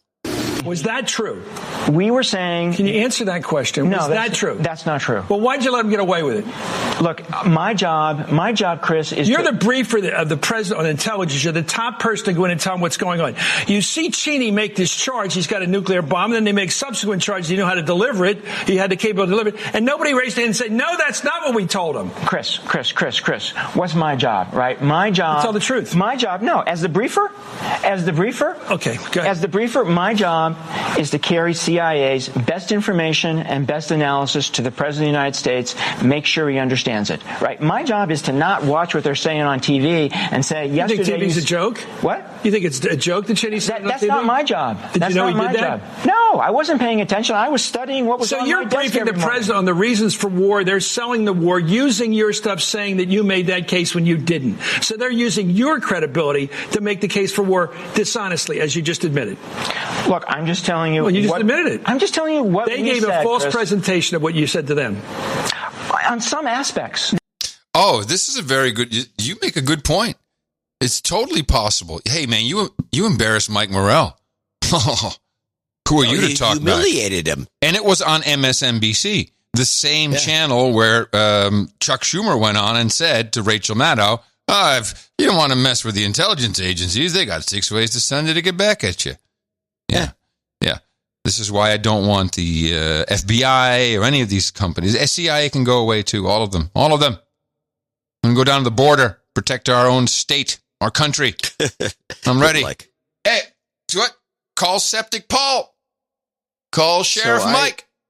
So I'm listening to this. I'm going, holy mackerel. I don't remember this clip, but just listening to him ream Morrell, the way he did, I mean, it wasn't as though he was even kind or like even, in any way. He was just calling him a liar and a cheat and just giving it to him. I would think, wow. Not the best. This guy, if I'd thought about it at the time, I'd say Chris Matthews is doomed. He's going to get kicked off somehow. And he was. Bingo. Boom. Shakalaka. I'm going to show my support by donating to No Agenda. Imagine all the people who could do that. Oh, yeah, that'd be fab. Yeah, on No Agenda in the morning. Meanwhile, we have a few people to thank for show 1393 for helping us. And it's also our 14th anniversary show. And we have a lot of $140 donors. But let's start with Adrian Rambos, $154.33. Followed by David Macco, $150 in Lake Erie area. Frank Bourne in Milton, Georgia, $141.41. That's a happy 14th. Never had a fight. Peter Karnowski, $141.40. John Taylor, $140 in Woodland Park, Colorado. Baron Nubbin, $140. Philip Jordan in Stanley, Wisconsin, $140. Eric Adler, $140. James Johnson, $140. Lily Patch in Santee, California, $140. And she sent a picture with her head between our two heads kissing our faces. No, she's kissing your face, not mine. Oh, you didn't see the other picture. I only got the one picture, which was kissing you. Yeah, well, there you go. Janet Kostrevsky, 140. Lyndon Shank, 140. Sir Carl of Kerry. These are all 140s. I'll just drop the 140 and just say the names. Sir Carl of Kerry. Sir Ilan Shems. What do you think? Seamus. Ilan Seamus, a Dutch knight in Tel Aviv, currently living in Colorado. Surely you could have deducted that from the name. I could have, but I didn't. Wes Olson in Seattle. Lydia Terry. And that's the end of our little group there. So then we go to John Donovan, Barons of Silicon Valley, 13931. And he says, please break for a Baron, provide a bit of karma for the family, health, and job type. Do it in a moment for you. Dealing with a few tough things in all three areas. Screw it. I'm going to do it right now for him. Jobs, jobs, jobs, and jobs. Let's vote for jobs. Got to break for the Barons, man. Got to break for him. Dodge, and he's a nice guy. Dodge Gaskell, Sir Dodger of Panhandle, 139.30. William Elliott, 114. Wayan Cartini in Torrington, Connecticut, 100. Bruce Sanguin in Victoria, BC, 100. Ian Field, 100. Gavin Haberfield in Mitcham, Victoria, Australia, 100. Francine Hardaway, Dame Francine, 100. Kyle Janney in Lake Mills, Wisconsin, 100. Got a long note here. Oh, it's a birthday. Same, it lands on the 43rd. Matthew Smith in North Royalton, Ohio, 99. Sir Kevin McLaughlin, Duke of Luna, lover of America, and Boobs, our Boobs lover. Boob Man is back. This time he came with 8008. Mm-hmm. The big ones. He normally goes for the small ones. Mm-hmm. Anonymous for now, 8008. Sir John Knowles in Murfreesboro, Tennessee, 8008. What is this, Boobs Day? Sir Herb Lamb, Duke of the Deep South, 8008. Okay. Coty Lowe in Fort Leard, NT, Canada. What's NT, Canada? Fort Leard, Northwest Territories, which is also called something else now. It's not called Northwest Territories. Is that no longer politically correct? Yeah, it's got some Indian name. Sir B. Boop, Knight of the Frozen Tundra, 7777. Anthony Tomaszewski in Montebello, New York, 6969. Thank you for your courage. David Forbes, 6006. Kimberly Hillage, 60. Phil Huxford, she has a birthday. Phil Huxford in Easton, Connecticut, 5717. Sir Blardabartfast. Slardabartfast, 5542. Marcus, and birthday for him. Marcus Muller, 5522. Herbert Garrett in Raleigh, North Carolina, 5514. Sir Harry Pilgrim, Baronet of Massaponax. Yeah, this was the lost check. We have a lost check. We found it though. Somebody found the check. Yep. Joel Rice, 5510. Second donation. Sir Ryan Barron of Tampa Bay in Tampa, Florida, 5510. He's got a note about vaccine status. We'll get to maybe sometime. Gummy Nerds, Viscount of the Troll Room in Green Bay, Wisconsin, 5445. 5280 from John Gaynor. Sir Michael Thoney, the Mutton Monger, $50.14. Sir Bevanauer, 5014, which I guess the 14 is happy for 14th anniversary. Forrest Martin, 5005. Michael Lacey in Springfield, Ohio, 5001. And the following people are $50 donors, name and location where appropriate. Alexa Delgado in Aptos, California. Rob Cardinal. Greg Gandolfo in El Cajon, California. Jason Brand. Jesus Allen there in Austin, Texas. Sir Patrick Maycom in New York City. Pamela Nyman in Amsterdam. Todd Grubb in Capic, Michigan. Kevin Silverman in Severn, Maryland. Silverman in Severn. And last but not least, Carrie Jackson in Watertown, Tennessee. That's our group of producers and helpers for the people that got us through this show. Want to mention there's a lot of people that donated $14 for the anniversary show, which we won't name their names because it's in the anonymous group.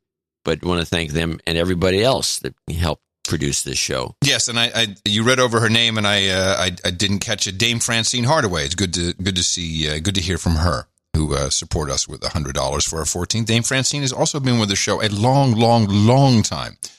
Yes. And Sir Dodger of Panhandle did provide us an important update. Black Balls update from Vermont. This is the brick mason who he informed us about a month ago got black balls and almost died after his Johnson & Johnson jab. He is slowly recovering, though still off his feet. That was no joke, that guy. No, it's not good. It's not good at all. And this has been a month. Whew. All right, take that. Yeah, if it hits you some reason, like goes into a vein or an artery, which they won't check on. Nope. You end up with some of these symptoms. That's no good. Well, thank you again, and congratulations to everybody on the 14th anniversary of No Agenda. 2 days early, but we're celebrating on a show day. We're in our 15th year almost. It's hard to believe. The longest gig I've ever had, for sure, and enjoyed. So we look forward to seeing more support for our next show. If you'd like to do that, go to Dvorak.org/NA. Thank you all for your courage. Here's a karma. You've got karma.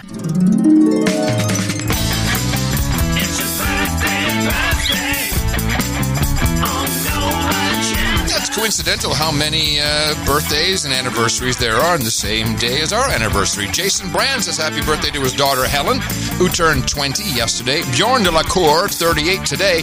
Kyle Janney, 43 today. Coty Lowe, happy birthday to Vicky Antoine in Fort Liard, celebrating today. Sir Matt McVader, his grandma Gertrude Josiatis, turns 105 tomorrow. Congratulations, God bless you. Rebecca Hyde says happy birthday to her smoking hot boyfriend, Stephen Streeter. He'll be 40 on the 27th. Sir Slarty Bartfast celebrating on the 28th. And finally, Kimberly Hillard says happy birthday to her son, Dom Mamia. And we say happy birthday to everybody here on behalf of the staff and management of the 14-year-old No Agenda show. It's your birthday, yeah. And we do have let me see, we have 1, 2, we have 3 dames and a knight. And I did want to mention that the female producers, the birthing persons producers, have been on a tear recently. The amount of stories I'm getting from birthing persons is a lot. And I think that, they kind of came in, taking care of the family during the COVID, because that's what moms do. I think a lot of them are moms, and now they're researching, and they're crazy good at it. Really, have you noticed this? You're getting more notes from from women? We get a lot of notes from the women. Yeah, and good stuff too. So we need some good female bladage. I brought this one. This is the shiny one. I like this one. Do you have a blade? Mine's matte finish, but here it is. Oh, it looks good. All right, Catherine Girard, Marianne Schneeberger, Kelly Burney, and Gregory Pierce. All of you need to step up right now, because it is time to thank you for your support of the No Agenda show in the amount of $1,000. And I'm very proud to pronounce thee as Dame Sandcat of Southern Nye County, Nevada, Dame of Disaster, Dame Bernie, and Sir Gregory Pierce. For you, we've got Hookers and Blow, Rent Boys and Chardonnay for the ladies, Chesapeake Blue Crabs and Natty Bow, Bulgogi at the round table with an OB beer for all. Oh, it's crazy what we got here today. We also got goat chops and goat milk, Polish potato vodka in honor of Poland against the EU. We got breast milk and pablum, but you don't need that. Mutton and mead, that's what everybody likes. It's here at the round table for our knights and dames, or dames and knight. Go to noagendanation.com/rings and select everything you need, the type of sealing wax that you want to seal your important correspondence with your brand new signet ring. And of course, you'll automatically also receive your No Agenda Knight or Dame certificate of authenticity. Again, all completely legit, on the up and up. And thank you so much for supporting the No Agenda show. Now, I didn't get my jingles lined up for some reason. I'm sorry. I'll cut this out. No one will ever know I screwed this part up. No Agenda meetups. We've heard several people talking about the meetups in some of our donation segments. People always very excited about the No Agenda meetups. They are taking place all around the globe. I think it was Fugazoto was telling his buddy about it. They are quite fantastic to be a part of. You really have to go to at least one. I guarantee you'll be hooked after that. And here's a report from Monterey, California. Test toast to the Podfather out there. This is the meetup in Monterey at Cousin Sportsman, where we have music and super spreading. I'm Zach Freitas, everyone. Lil Pill, Sarah Taylor checking in here in the morning. I'm Will, Knight of the Round Table, Sir Robertson of Two Sticks here. This is Bo from Soledad. I'm Bo's smoking hot wife. He's the douchebag. I'm from Soledad. All right, in the morning, everybody. In the morning. Merry bunch there. Fantastic. Here's what's coming up today. We've got a couple of meetups taking place. The Spooky Boo, the Chicago Amygdala Massacre, which is already underway, 1 o'clock in Chicago at the North Bar, actually. San Fernando Valley, 3:33 this afternoon. Could be a wet one. The Thirsty Merchant in Valley Village, California. On Tuesday, the Chicago See You Next Tuesday weekly meetup. We talked about that earlier, 6 o'clock at Delilah's. That's the new location. So we can stand on the other side of the bar. On Wednesday, the Avondale, Jackson, Florida, No Agenda meetup, 7 o'clock at Biscotti in Jacksonville. And rounding out the month, we've got 29th, ITM Macau. Holy crap. We have producers in Macau? I'd love to go to Macau. That would be fantastic. Well, send us a report. I can't wait to hear how that went. Oregon Local 33 on the 30th, along with Kent, Washington, Arlington, Virginia on the 31st.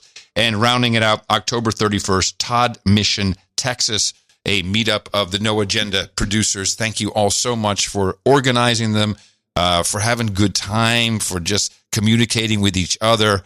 It's completely producer-led, as is everything in the No Agenda world, and it's just dynamite. Go to one. If you can't find one near you, why don't you start one yourself? It's very simple. Go to noagendameetups.com. They are always like a party. Sometimes you wanna go hang out with all the nights and days. You wanna be where you won't be triggered or held to blame. You wanna be where everybody feels the same. It's like a party. Max Verstappen, Dutch Formula One racer, on pole position in Austin at the Circuit of Americas. We wish him well. I know Max. I hope he kicks ass. He's a great driver. Pilot, I think you call them.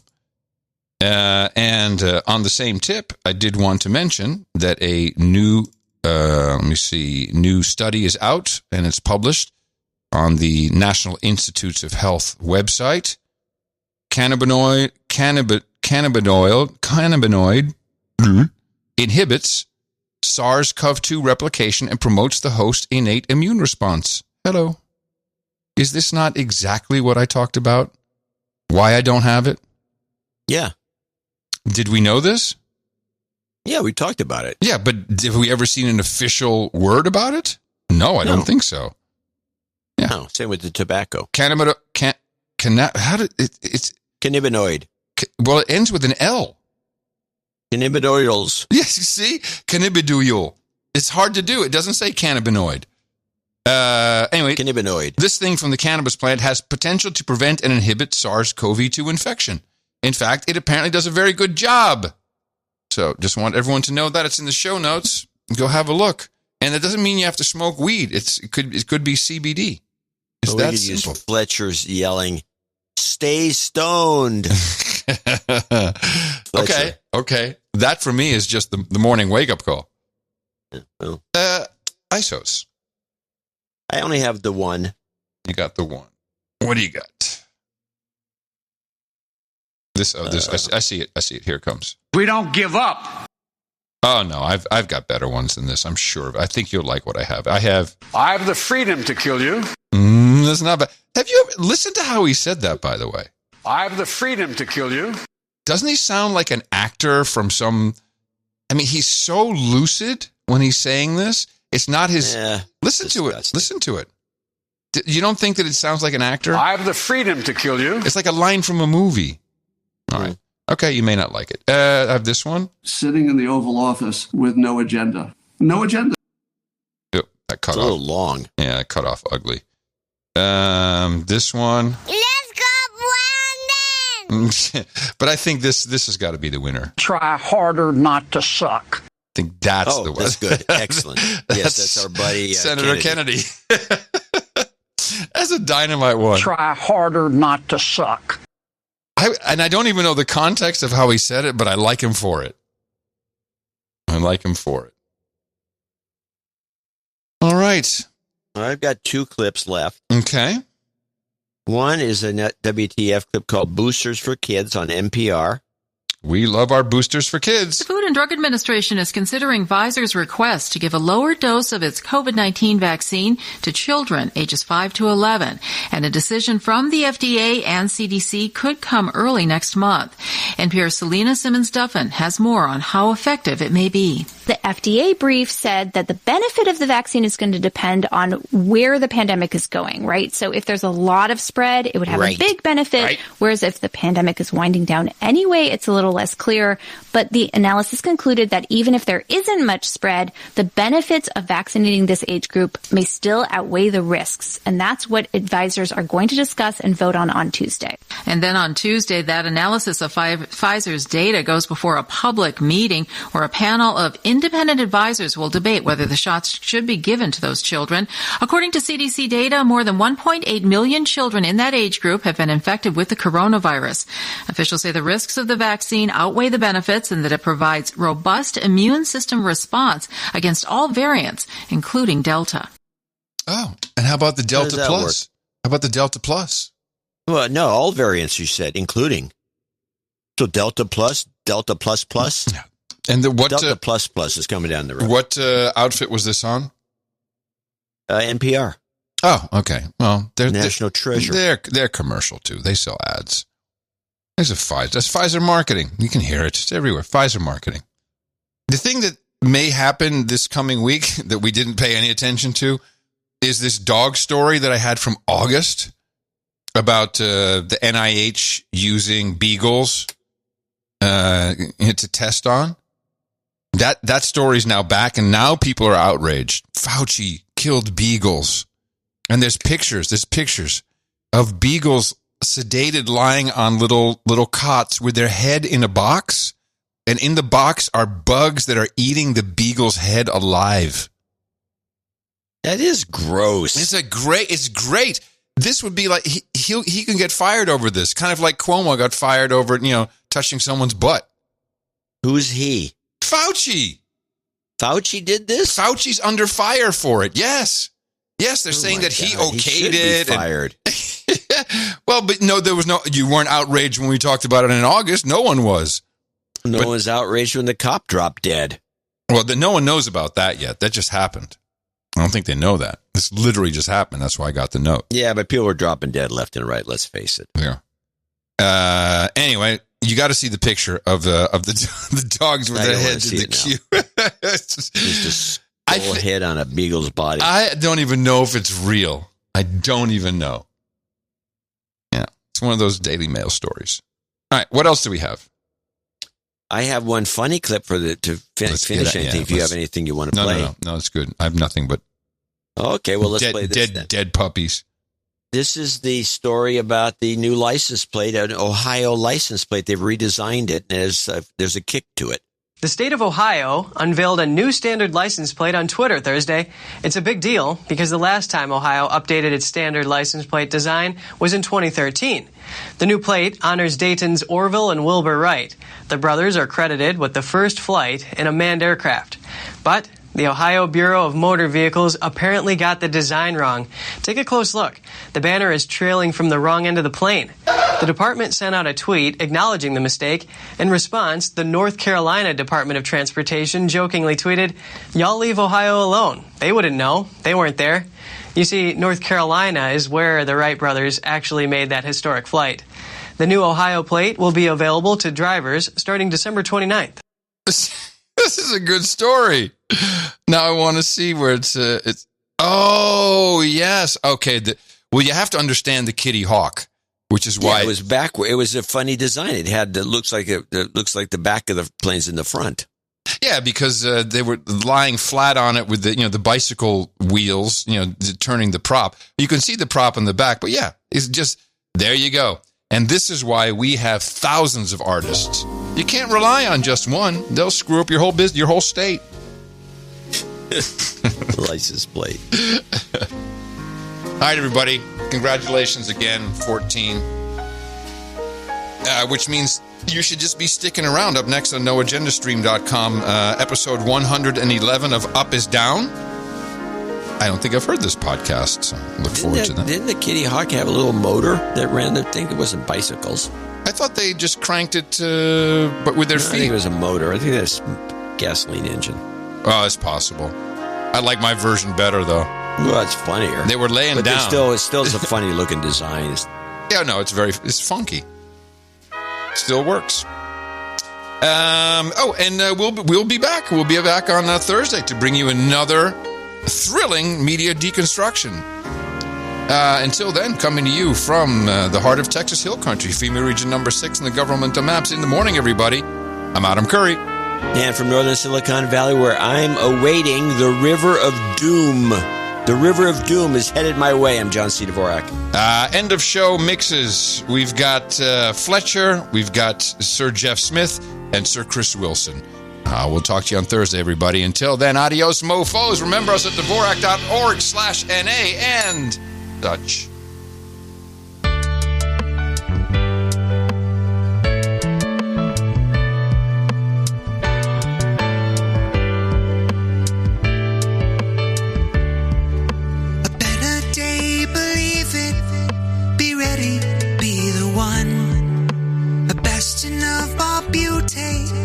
Befriending everyone, blossoming around us, boldness of the brave, pushing aside an open mind to be like everyone. Build back better, bend down on bended knee, bear the brunt of all the burdens like broken ones should be. With blinded loyalty, back the better ones than you, for a better life beyond your freedom. Build back better for someone else. Build back better, bend down on bended knee. Ooh, yeah. Bear the brunt of all the burdens like broken ones should be. Build with blinded loyalty, back the better ones than you, for a better life beyond your freedom. Build back better for someone else.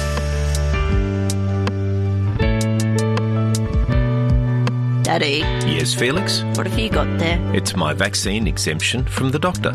Really? It says Dr. Zeus. Well, he has doctor before his name. Would you like me to read it to you? Not really. I'll take that as a yes then. What's with the dumb music? You know, cheap laughs. It's for no agenda. I am Max. I read the facts. I do not want to take this vax. Please go away and leave me be.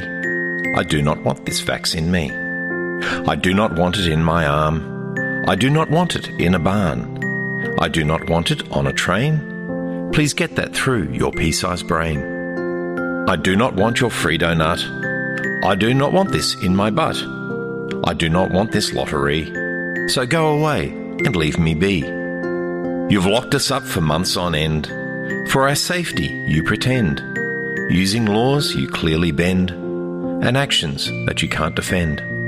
Now if I want my freedom back, then I have to take this vax to protect me from the latest version. How is this not coercion? I must not question the science, or Big Pharma Media Alliance, or the people they have funded, and government coffers they have plundered. And I must do what they say. It's for my own good anyway, or they'll pressure me until I cave. So just shut up and be a good slave. So let me say in summary, I don't care if you disagree. Please go away and leave me be. I do not want this vax in me. Daddy, are they going to take you to a camp for the unvaccinated? Of course not. This is Australia. They'd never do anything like that.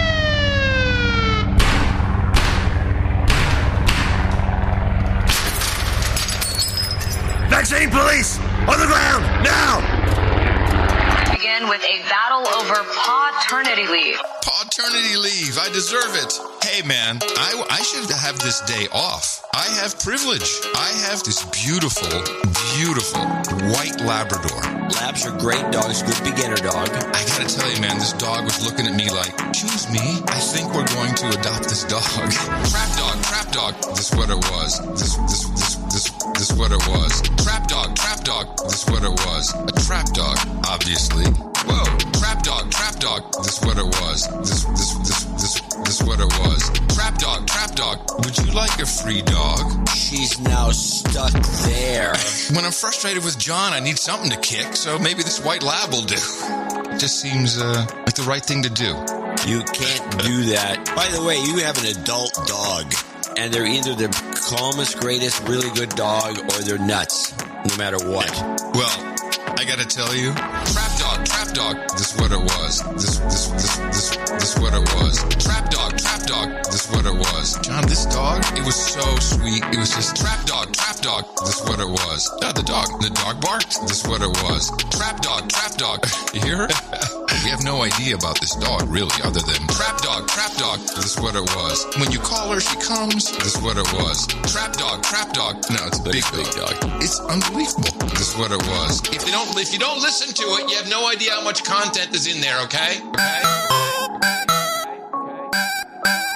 The best podcast in the universe. Adios, mofo. Dvorak.org/NA.